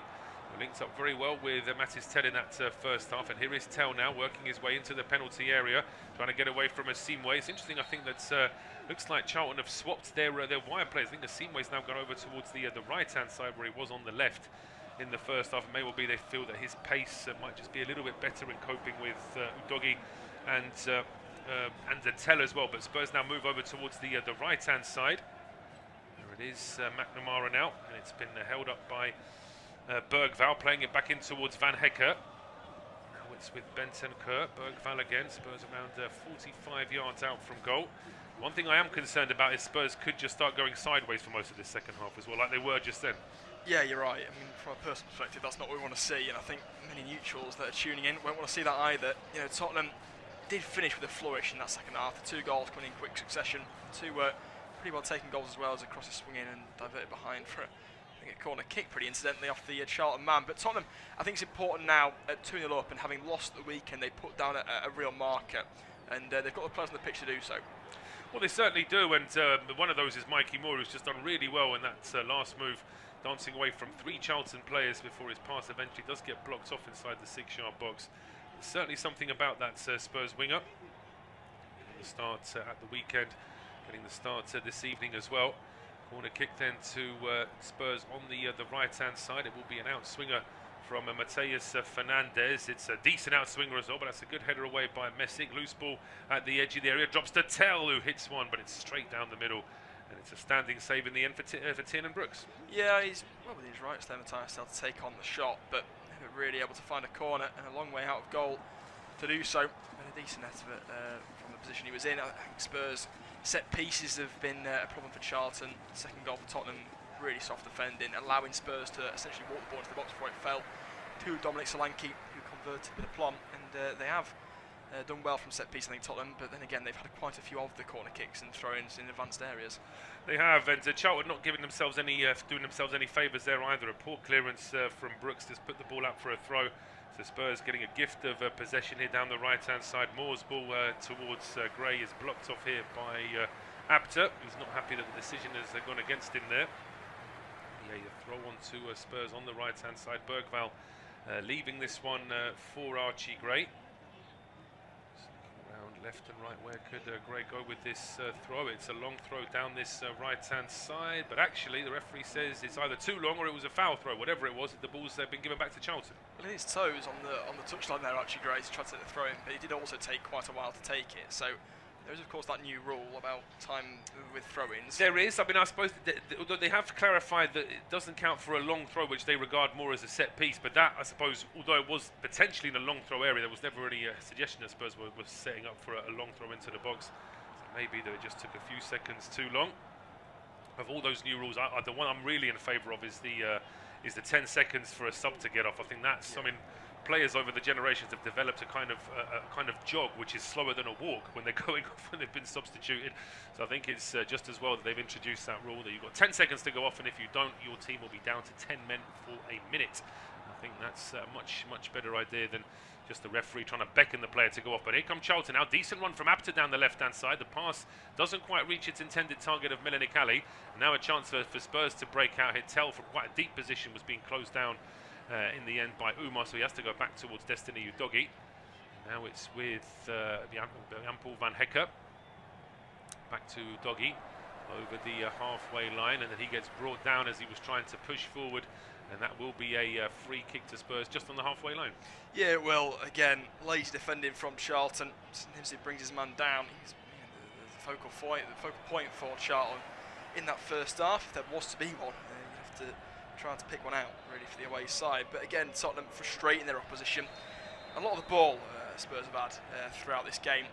The possession 77% the way of the home side, and it's quite indicative of both the scoreline and the tempo the match has been played out. Spurs have been measured in the way they've gone forward, and they have moved the ball, I think, a bit quicker towards the end of the first half and now into the second as well. A lot more progressive passes being made around the back line. No, there really is, and I think that from that point of view, there has to be a little bit of an improvement as the ball is out for a throw here to Charlton on the left-hand side. Over Messick waiting to take it. Just a quick glance at the scores elsewhere. Newcastle are 2-1 up against West Brom, scoring early on in the second half through Harvey Barnes. It is still Preston 0, Everton 1. That's at half-time. That was an 8 o'clock kickoff, and it's still goalless between League One Bradford City and Championship Burnley. And just in case you missed it earlier, Hearts going through on penalties in the end against SK Rapid. That game finishing 2-2 on the night. 4-all on aggregate. Hearts winning 4-3 on penalties. And in the Spanish La Liga, it's currently 1-1 at half-time between Real Madrid and Real Sociedad. Back here at the Tottenham Hotspur Stadium, 52.5 minutes gone. It is Spurs in possession. Benson Kurt just getting this ball from Matheus Fernandes, and he goes out towards the right-hand side here for Archie Gray, who does really well, being closed down there by Apter. Pressing there as well from Charlton, but Spurs keep the ball alive. Bergvall going back towards Gray. Square now to Benson Kurt. Towards Matheus Fernandes on the left-hand side. He then finds Tell working his way towards the penalty area. Tell then across towards Archie Gray. He looks up. He thought about going for goal. Takes one touch too many. Then he gets closed down. He slides in to try and keep the ball alive. But Charlton do get it away. Doherty got in his way, and there's going to be a free kick there for Charlton, or maybe not. Maybe the referee just deciding that there's nothing wrong with what Fernandes did there. Not even sure if the Portuguese got the last touch on that one in the end. Charlton doing their best just to try and... I mean, I am impressed that there is an energy level from Charlton. They are trying their best just to be as difficult as they can be. Yeah, I mean, they've not sat back and allowed Spurs to walk all over them. I think the 2 goals were pretty soft, so you take them away, and not to say the obvious, but you're in it 0-0, and Spurs, other than the 2 goals, haven't created a plethora of chances to test the goalkeeper, who did make a really good save in that first half, didn't he? So they've played all right. To say there's a significant mismatch on paper between the 2 teams, but Tottenham have had the edge in I think the way they've played, the intensity they've had, and just how quickly they've moved the ball. Oh, they have, and I mean that's commentators curse in real time. It just literally, as James was saying, the last words of that last point. Destiny Udogi made a complete pig's ear of a pass out towards Matheus Tell, and it's not even 10 yards in it. It was a very simple ball out for a throw. But yeah, generally speaking, Spurs.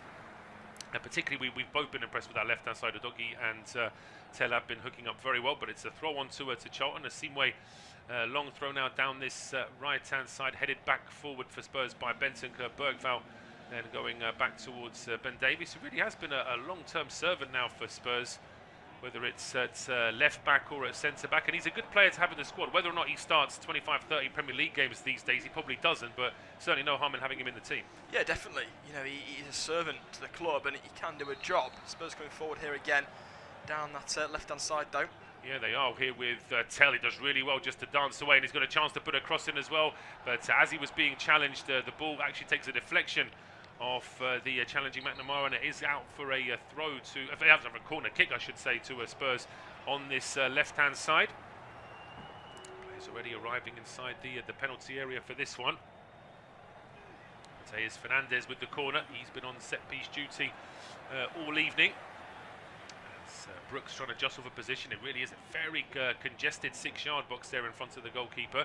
Spurs have taken the corner kick short, though. It's with Tell now. He then puts a cross in towards the back post, headed down by Van Hecke. I think he was looking for Davies, who was inside the penalty area as well, but it's been played away. And it's with McNamara just being closed down. A bit of a push there as well, but Charlton do get the ball away. Not too far, though. It's been kept alive here by Gray. He leaves it for Benson Kerr. Towards the halfway line here for Udogie and Ben Davies. Then it's out towards the right-hand side. Bergvall want to just get something started here for Spurs. There's still a decent pace to what Tottenham are doing. As we said, Charlton are set up very well in this second half. They're not going to do too much in terms of attack, but they're certainly not going to make it easy for Spurs to attack them at the edge of the penalty area. So now ball coming in from Mateus Fernandez. There was a nice idea as well, because Moore was coming into the 6-yard box. The ball is headed clear by Messick. Over towards the left-hand side now for Spurs again here with Udogie. Now Fernandez. Destiny Udogie again. Benson Kerr's calling for it, and Bergvall. They're both calling for it about 25-30 yards out in a central position. But it's Tell and Udogie again, preferring to do it all themselves. And now it's Udogie who finds the space. Left-footed ball into the boxes and nodded clear. It's headed back towards Bergvall, just at the edge of the area on the right-hand side. Doesn't want to go for goal first time. He does with his weaker left boot. That's a good block there inside the penalty area from Nibs. Keeps alive for Spurs down the right-hand side now with Moore. Overlap here from Bergvall into the 6-yard box. That one is hooked clear by Messick and out for a throw to Spurs. It is, again, continuing on from that first half. Most of Spurs' attacks have come down this right-hand side. Mikey Moore involved so much in the what is about to be an hour of football. A goal and assist to his name. Neither decisive goals nor assists. I mean, the goal he scored to open the scoring of the game, just a rifled strike that went through Brooks's gloves, really, and parried into the top of the net. But he has played well. He's been really lively, and he's always looking to take on his man. I think that's what you want from a young prodigy of a winger. Beat your man and try and deliver. He's beaten his man. His final ball's been okay, I think, this game. He has. I agree. It's not been perfect yet, but that certainly could be improved. But overall, the energy levels have been decent, as here comes Udogie now finding Tell. Udogie's got on the overlap into the penalty area, plays that one into the 6-yard box. That's good covering from Lloyd Jones. He gets his body in the way, and Spurs have another corner. Yeah, I mean, that's 6-7 times now that Spurs have come down that left-hand side, and it's starting to build momentum, isn't it? I mentioned that most of their attacks are on the right, but the left as well being involved. Matthias Tell growing into the game. Another corner for Spurs. They've not had many from that left-hand side at all, really. They're going to go short with it, and Mikey Moore all alone on the edge of the area. Yeah, but it's been played short to Bergvall, and Bergvall decides to go for goal himself. His effort is blocked, and it's deflected all the way back towards the halfway line, where Moore actually tracked that ball all the way.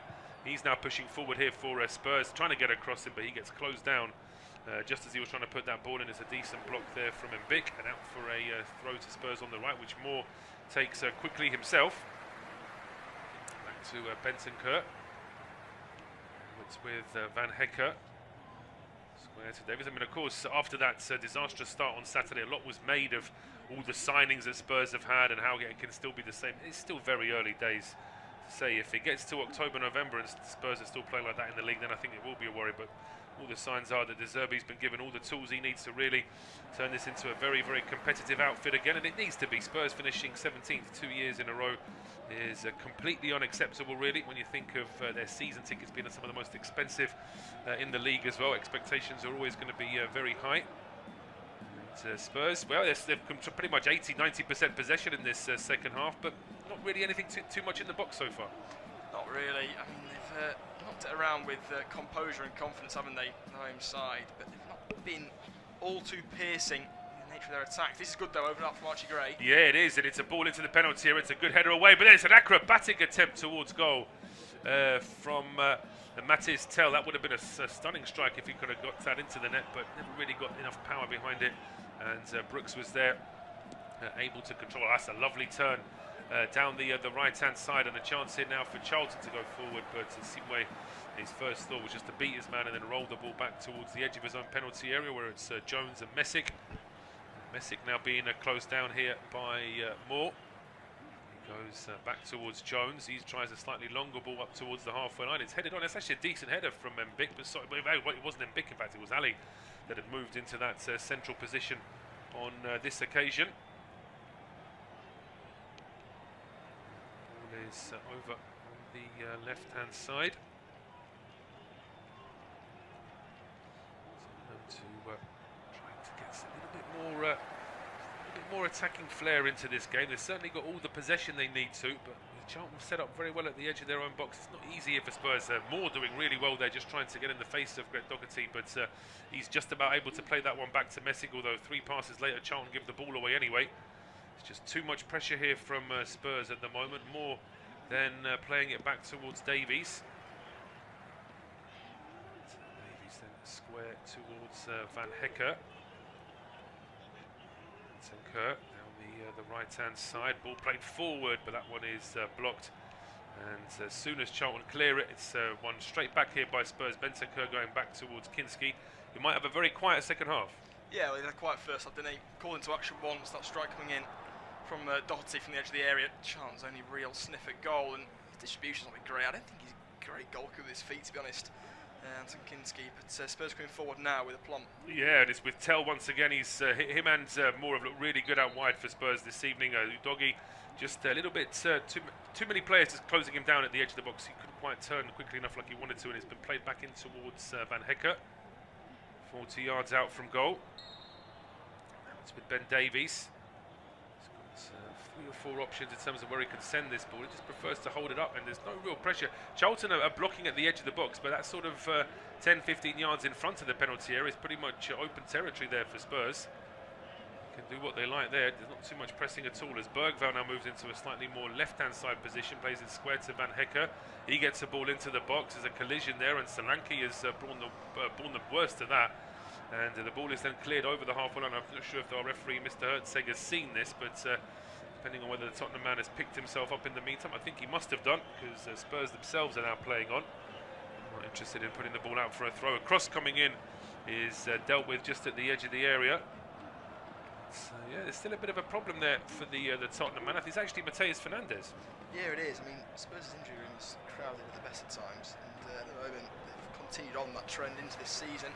I mentioned they've got their 3 attacking midfielders, Kulusevski, Maddison and Simmons, all out for the moment. They won't want a striker out again. I mean, Solanke's really struggled for fitness. Fernandes, though, having been the new signing, they won't want any injury niggles with him. As they look to build again, Spurs, an incisive pass. Oh, it's a great pass as well. Into the penalty area, strike coming in from Fernandes is blocked. And then the second ball is hooked clear by Uma. Trying to get as much distance on this one as he can, as Mbik initially did well to hold it up, but then he gives the ball away in a dangerous position. He may have actually been brought down in that, but I think he's going to be able to pick himself up. He got away with one there, really, because it looked like he might have been losing the ball. As good work here from Tottenham, winning the ball back in midfield. It's with Fernandes now going back towards Van Hecke. And it's still taking a little while there for Fernandes to pick himself up. He was just checking his boot again as Bergvall now gets closed down. Goes back towards Davies. Now it's Kerr. He's got 2 players down the right-hand side. It's with Moore. There's Gray there as well. Moore then bumps in towards Ivan Messick, and he's trying to say that he didn't do anything wrong, but I think he knows that he just got a bit too much of Moore there, and that will be a free kick to Spurs in a decent position. Yeah, again, Moore looking really lively, gets the nutmeg away, and then he's had his path blocked off there really by the Charlton man. It's pretty cut and dry, just backs into him, does Messick, as Moore goes through him rather than round him. Let's see a replay of that. Chance from Archie Gray. Shot a few minutes ago, testing the goalkeeper, and it looks like Van Hecke is going to depart as well. Van de Ven comes on. In fact, it'll be a triple but change. I'll hand over to you, Paul, so you can go through this one. Thank you very much. Yeah, I've got to both got to pay attention here. So yeah, like for like Dutch swap there. Van de Ven coming on to replace Jan-Paul Van Hecke. We're also going to see Destiny Udogie go off, and it says that it's going to be Kevin Dancer, but I don't think that he's going to be playing in that left back role. It will be that they'll ask Gray to play there, because we've seen that Pedro Porro looks like he's coming on the field as well. So yeah, triple change for Spurs. Confirmation that Van de Ven is on for Van Hecke, Porro is on for Udogie, And interesting enough, Danso is on for Bentancur. I wonder whether Danso will move to the left then. I mean, it isn't like... in fact, Van der Ven, I assume, will move to the left. Danso in the middle, Porro out wide, and then Archie Gray Can go into midfield. Where I think he wants to be. I was going to say, he might get a little bit ticked off Archie Gray if he's continually not being used in his preferred position, which is in that midfield role, but it looks like he is going to be allowed to have at least 25 minutes to play there. He certainly is, and in the meantime, Charlton, with no thought to the commentators at all, they've decided to make multiple changes now as well.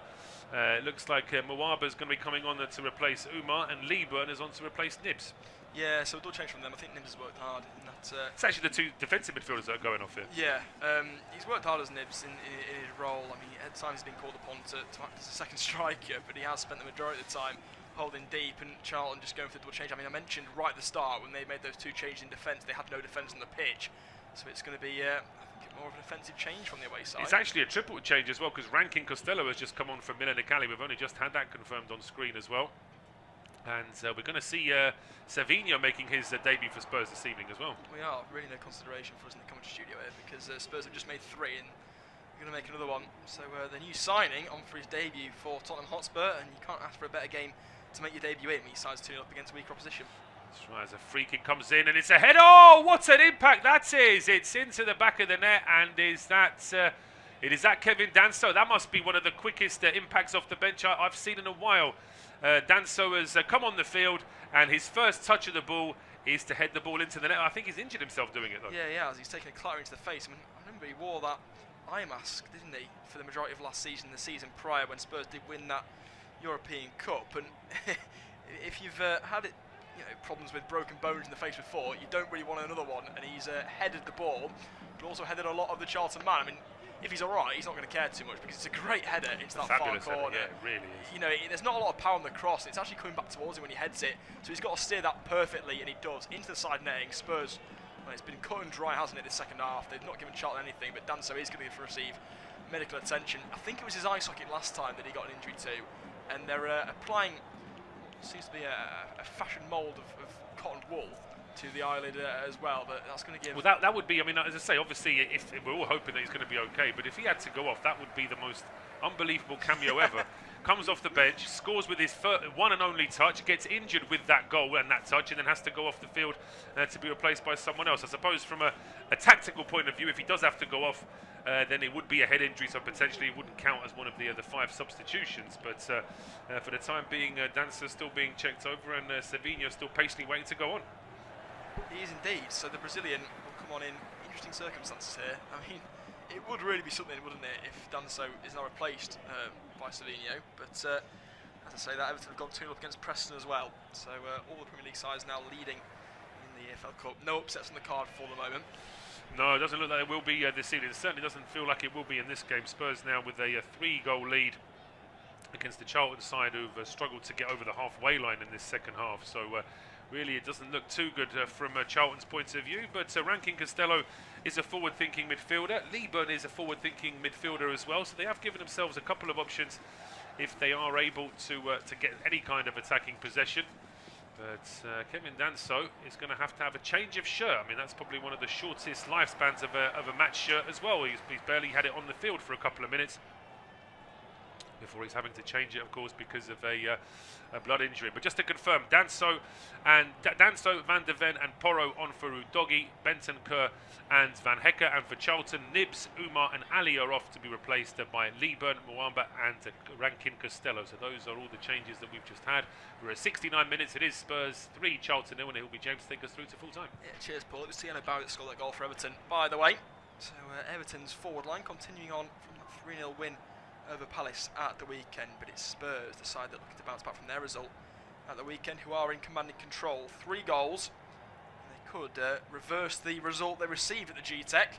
Of course, that 3-0 defeat should have been more, especially considering the missed penalty from Igor Thiago that would have added a 4 for the Bees. But they managed to push that out of their minds for the time being of Tottenham, as Charlton now come forward, but good defending from Van der Ven. I think that's his first involvement himself, so the 2 centre-halves making good with their first touches, as Van der Ven almost clatters into the advertising boards.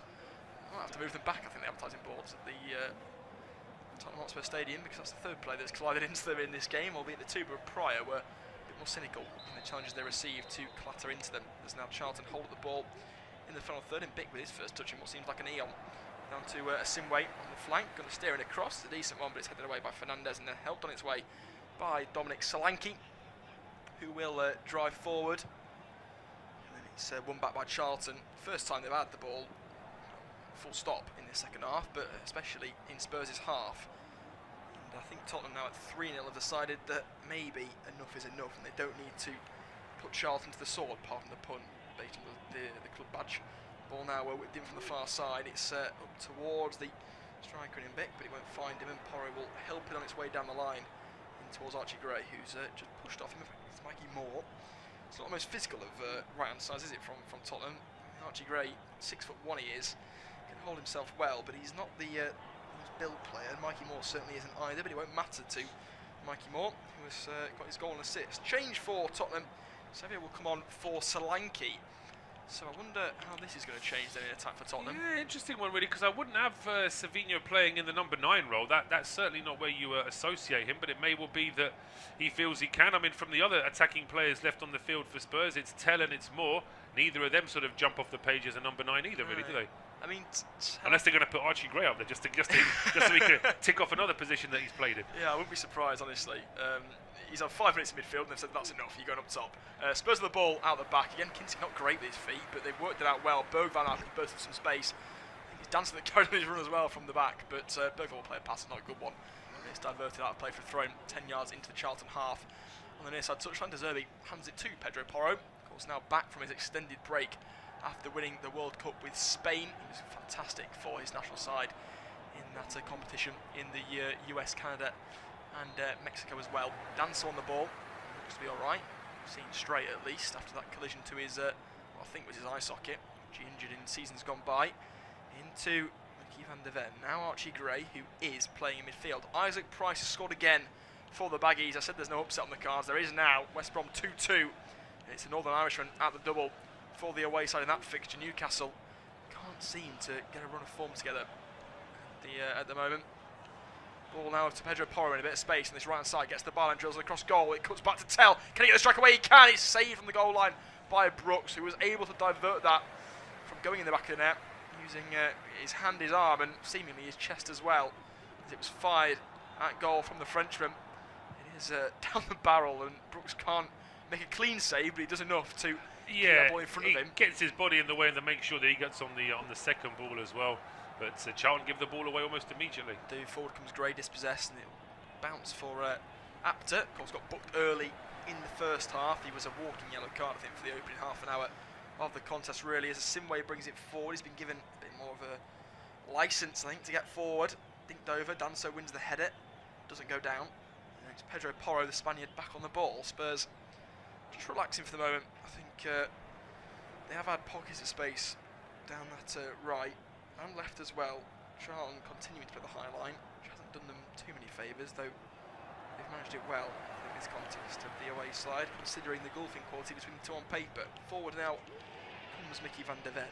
Inside he goes towards Savinho for his first couple of touches as a Tottenham man. But his ball is terrible, ironically, and it's dispossessed. Now forward come Charlton. Chance for them. Bearing down on goal. Shot comes in. Kinski saves. There was a late challenge from van der Ven, but it's not been given as a foul because the Charlton man got his shot away. It was Miles Leburn who strolled forward in a decent effort. It did, yes, decent effort here as he breaks forward. And I think that the effort at Kinski, I mean, he's always favoured to save that. Part of the fact is he was running across from the right hand side, so he never had enough of an angle to shoot across the goalkeeper, really. But he has won inside a corner. He has indeed. A first moment to cheer in the second half for those travelling away supporters. They've got a chance from a set piece to score what would be a pretty memorable goal away from home in this competition.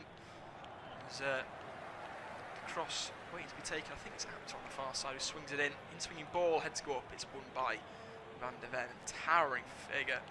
He defended well. There's one play you don't want to come against when you throw on goal. It is Mickey van der Ven. The pace he's got is terrifying. When you're looking over your shoulder, Apter wins another corner. Those Charlton fans, who they're now attacking in front of the away side, encouraged by that.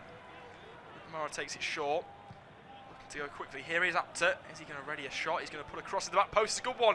Kinski flaps and gets enough contact to put that behind for a third successive corner for Charlton, who have come to life a little bit in the last 5 minutes. Yeah, they've just woken up a little bit now. Maybe the attacking substitution just given those players on the field a bit more of a shot in the arm. But this is what they need to be doing now. They need to be trying to at least make it a bit more competitive in these last 15 minutes. Corner kick now to Charlton on the left-hand side. It will be indeed. So another chance for a delivery into the area. They've not really tested Tottenham, to be fair, from set pieces, apart from the two they came close to scoring with the scoreline still level early on in the first half. Ball comes in, that's an opportunity for a Simway, I think it was, but it's kept alive by Charlton. Back post, cross comes in, it's a Simway with a header, a free header at that, but it's not quite got the power to beat Kinski, who will claim. No, all he's doing really is just guiding that ball from the cross. He's not really applying any of his own power into it. I mean, Kinski still makes a little bit of a meal of it, but at the same time, he does eventually make the save. West Brom had got back to 2-2 against Newcastle. Now on 82 minutes, Newcastle have made it 3-2 with another goal from Harvey Barnes, cancelling out the penalty from Isaac Price. And Newcastle, they're not having it easy against West Brom. They are 3-2 up in that. So certainly a pick of game of the day, I think, in that one at St James's Park. As now forward comes Charlton again. It's the substitute. Lieben, who's causing problems, almost gets around Danso and Pedro Porro, and he keeps hold of the ball as well. Is he fouled by Pedro Porro? He's not. And Danso helps it onto the Spaniard, who then again makes a bit of a meal of things.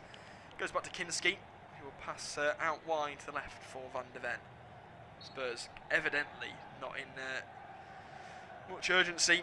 Don't want to get the ball forward extremely quickly, so they'll knock it backwards instead. Van de Ven on the ball again into Bergvall. Definitely sitting the deepest of the three midfield. Nice to see Archie grabbing a bit of a run forward because he's been penned in at fullback for the majority of the game. I said early on, he's not really your typical overlapping fullback, but he's also not your typical fullback, or indeed one by trade. Ball over towards the far side. He dinked over the top potentially. No, it's a square ball into Mikey Moore, who's drifted over to that far side. Not really seen much of Savinho since he's come on, apart from the misplaced pass he made with his first involvement in Spurs white. Archie Gray worms that out for a throw in, but what can we expect to see from the Brazilian? I mean, he's signed for Man City. He had a great start to life with the Citizens. I'll break off now because Tell's been given the ball on a platter. Chance for Spurs to make it 4. It's a good ball in, but it is that man, I mentioned the Brazilian, who tries to flick between his legs but doesn't make contact.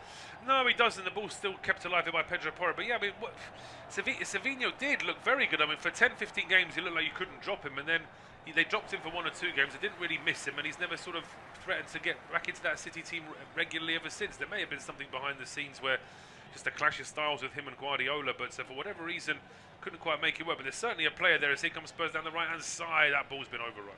It has indeed. It's out of play for a goal kick. I mean, he signed, didn't he, from City, from Girona, was it? At the start of this whole multi-club ownership sort of fiasco, because they got him for a real bargain in Man City, and they've doubled their money and some selling him to Tottenham. But he's certainly a player. I mean, he had a great season for Girona. I think one of the top scorers in the league and got plenty of assists as well. So if he can replicate that form, and indeed the form that he created when he was with Man City at the start of his career. Luke Williams-Barnett's come on to replace Matthias Tell. Had a brilliant pre-season for Tottenham. Did the 17-year-old, and he was fantastic for Tottenham. Bit of a deep-line playmaker, can play further forward as well. It's played the majority of his football in recent years for the under-19s, and at 17, that's exactly what you want to see from a youth player, playing up a couple of age groups. And he's certainly doing that now as he comes on the field of play. Savinho down the right-hand side, absolutely bundled off the ball there. No free kick given. It's much to Brazilian's disappointment, and it'll be a goal kick instead for Charlton with 12 to go. But I think Williams-Barnett's certainly a player for the future for Spurs. I'm not sure how much you've seen of him, Paul, but from what I've seen in AC pre-season, he looks a really good player. Certainly heard about. I haven't seen too much of him on the field yet. So I'm looking forward to getting a few minutes of seeing him this evening. But everything you said there, I mean, certainly it does bode very well. Spurs have always had a very good production line of youth players breaking into the team. It's just a case of whether he's going to get enough time to get the minutes. But certainly you look at someone like Moore, he's had a loan spell, and he looks like a much better player at the start of this season. So potentially, I mean, Williams-Barnett would obviously prefer to just stay at Spurs and get game time right from the off, but that's not going to be easy with the kind of competition he's going to be facing. Absolutely, and when Spurs can't create their own talent, they will certainly buy them. Of course, Archie Gray bought for big money from Leeds United, and he has been integral in, well, dare I say, keeping Spurs up. As forward from Charlton, is that free kick on the edge of the area? It's not. The referee waves that one away. And it's hooked then into the air by Ben Davies, who's filling in at fullback. Now brought down by Lloyd Jones, who will help it down the line. Decent enough ball for Apter to get onto. Inside it goes now to Rankin Costello. who sits on it for the moment. The veteran of EFL football. Was it Sheffield Wednesday? It rings a bell. Blackburn, that's what it is. Played 132 minutes for them. 27 now. It was his first new club since leaving Blackburn. Having played a couple of seasons with Charlton. As he's floating around in the middle, but Charlton will instead play the ball out wide. Messick on the ball now on this near side touchline. Option inside, but it's a terrible ball. It's picked off by Ben Davies, who will go back to Kinski. I mean, Kinski's got a big season ahead of him, doesn't he, for Tottenham? Doesn't look like they're going to sign another goalkeeper. I think plenty of Spurs fans might take a bit of an issue with that. They will. I mean, and you only have to head to West London for another debate about whether Robert Sanchez is good enough for a Chelsea team that has, you know, sort of European and obviously they're not in the Europe this season, but in terms of where they're going to be trying to finish in the season. I mean, I've always said that Robert Sanchez doesn't get into many other top 10 Premier League teams, so I'm amazed that he's still at Chelsea and he's still their first choice. Kinski doesn't fit the mould for me for Spurs either, but they obviously feel as though they've spent such huge money elsewhere that perhaps, and they actually spent quite a bit of money to get Kinski here in the first place. Archie Gray lunges in, the advantage play because he didn't make too much contact with the Charlton man, so he can get forward. Really good play that, in fact, through the centre of the park. Now forward come Charlton, ball into the area, is across the face of goal. Big couldn't apply the finishing touch, but Charlton, I think, have earned themselves some credit. Everton have fallen up, by the way, in their game. Tino Barry made it 3, and not quite sure who's got the 4 for the Toffees, but they've been dominant on the road. It's Brennan Johnson. Brennan Johnson, yes, absolutely. He's doing the rounds through the Premier League teams. At his 4th club now, of course, having been at Forest, Spurs, and Palace. But I mean, he's a very good player. I just wonder whether there were just too many other variables going on at Spurs for him to bed down, and maybe the Palace move just came a little bit too quickly. But if he settles down at Everton, I think he's got every chance of being a success there. As here comes Spurs now down the right hand side. Yeah, Savinho now to attack his man for the first time, really. He goes on the outside, has a one at the near post. Goal! Goal on debut for the Brazilian. Fantastic footwork and fires it in at the near post. And Savinho has arrived for Tottenham Hotspur. He has indeed, and he's doing the little chattering celebration there with his hands, just trying to, I don't know, I'm assuming that's not aimed at the Spurs fans, but perhaps at all the journalists who are saying that he was costing too much money. It took a little while for this transfer to be confirmed, but that's the Savinho that we remember in that short spell when he was getting into that City team regularly. Just feints to shoot, then gets himself into position, and it's arrow-like precision there to get that one into the bottom corner. It is indeed a fantastic finish towards that back post, and he did really well to shirk off too in dark blue. Really nice finish as well to boot. Brooks can't get near that one at the near post, and it's squeezed in. And yeah, a bit of a statement celebration that from the Brazilian on his debut. Yeah, they've sort of moved it on, haven't they? It used to just be putting your hands to your ear or shushing people, but now it's actually doing little chattering things with your hands. It's players always trying to just be a little bit more elaborate with their celebrations. But that's a big goal for Savinho. Say it took him a little bit longer to score than it did for Danso, who literally scored with his first touch off the bench. But that's a big goal for the Brazilian, and Spurs will be hoping the first of very many. Indeed. So 4-0 now to Tottenham, who have been head and shoulders above their opposition, really. Charlton have played valiantly, but in the end have not had the quality to boot. Spurs go along with it, deflected out for a throw-in. That'll be the way of the home side, who I think have they erased the memory now of the weekend? Probably not, because they have played weaker opposition, but it certainly puts them in good stead going forward. I mean, a disaster result here really would have derailed their start to the season. Yes, it would have meant that there'd be far too much talk again about Spurs, not doing enough. What are they doing with all these new signings? Just to remind you as well that Spurs' next game is the late kick-off on the Saturday, the 5:30 kick-off on Saturday, when they're at home to Newcastle before they travel away to Forest. But here comes Spurs down the right. Porro puts in the ball. It's defended admirably by Simway out for a corner kick to Tottenham Hotspur. Simway's had a pretty good game, I think.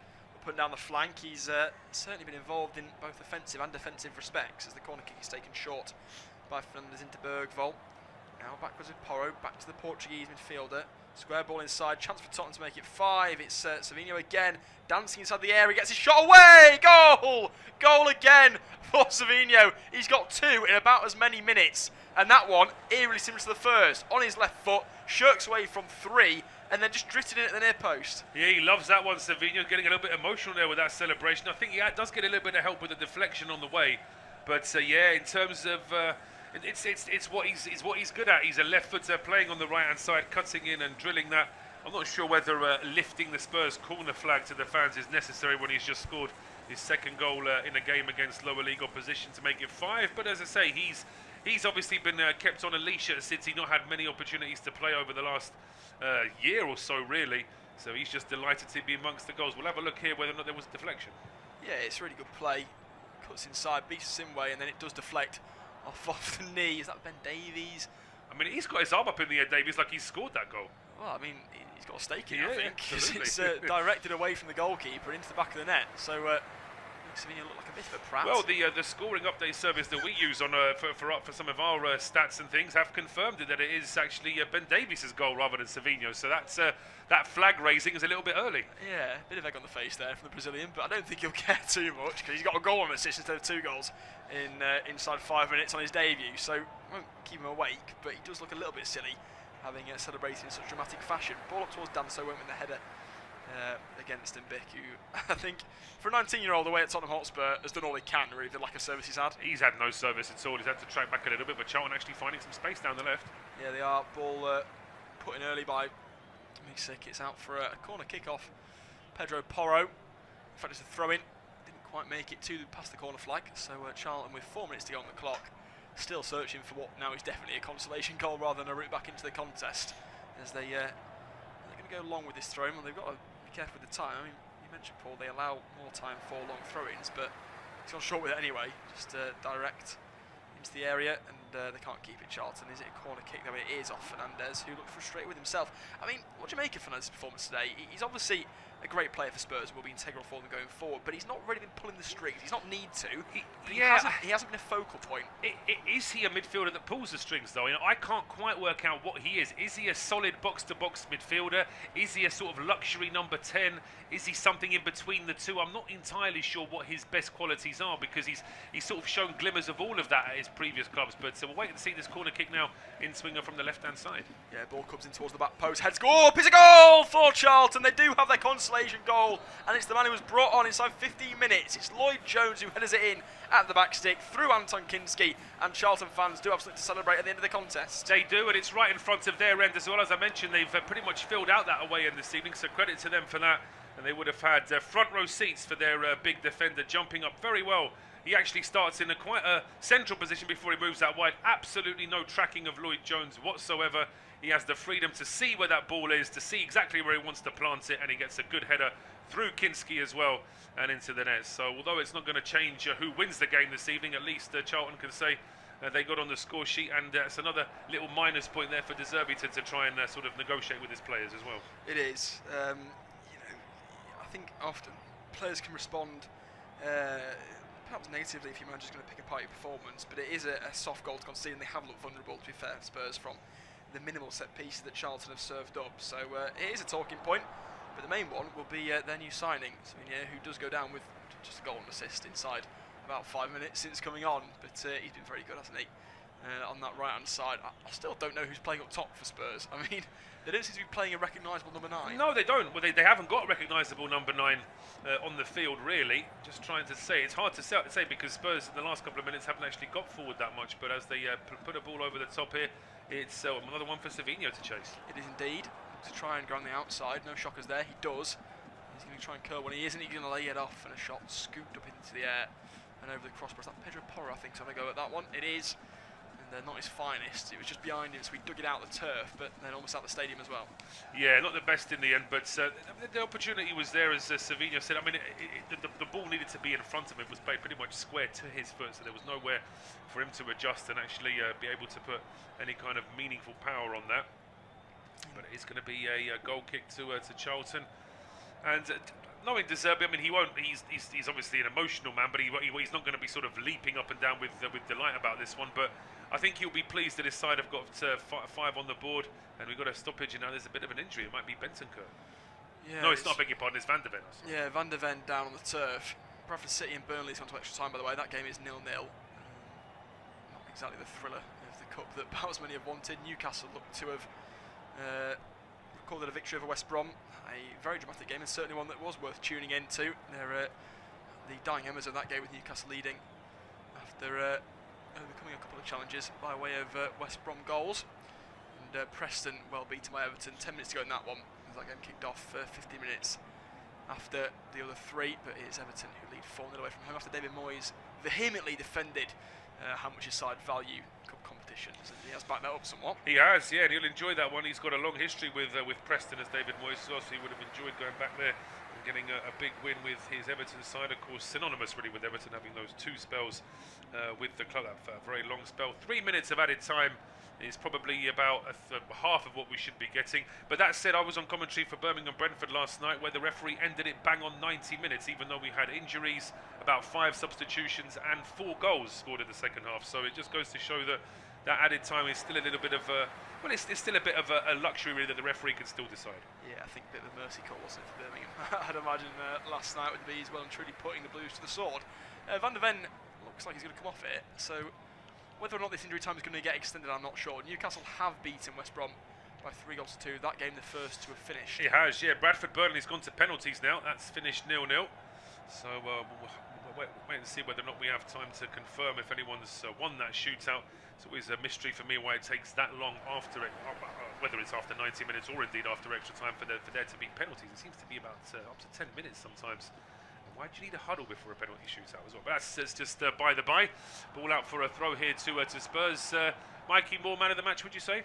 Yeah, I think so. I mean, maybe if Savino was started, he'd have a stake in it. But you can't perhaps undersell the performance Mikey Moore put in for about an hour.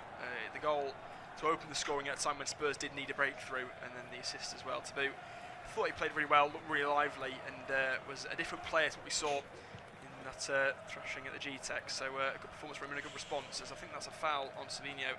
Is that a penalty as well? I'm not sure what's been given, because Pedro Porro is the man that's gone down and he's not happy. I think it's been given as a goal kick, and that's why Pedro Porro is not happy. I think he felt as though there might have been a bit of a push there on him.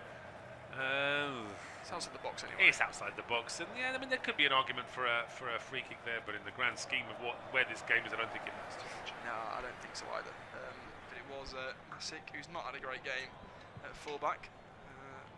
Unlike his fullback counterpart of Simway, I think has been quite good. So a goal kick in the final minute of injury time. 3 of them, we've played 2 on the dot, and that will go up towards Archie Gray, who won't win them. It's chase on now for Doherty, back to Kinski. Great first touch, but he'll get away with it because Charlton have given up hope now, I think, of a late fight back. It would really be a late one with 40 seconds to go. Throw in for the away side though.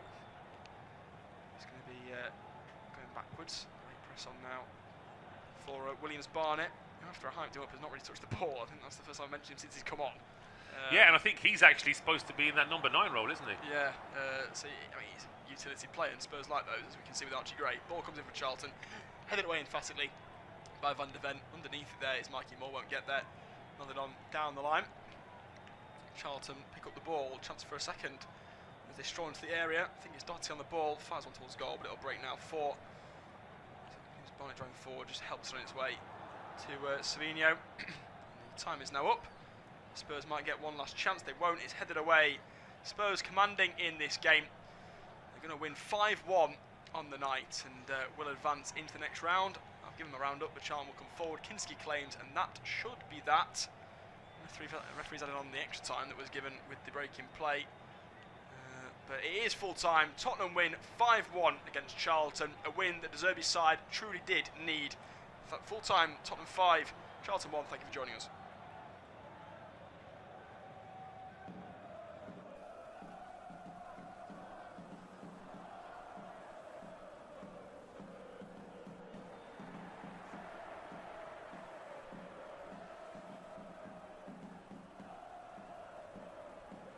Our next football commentary match is getting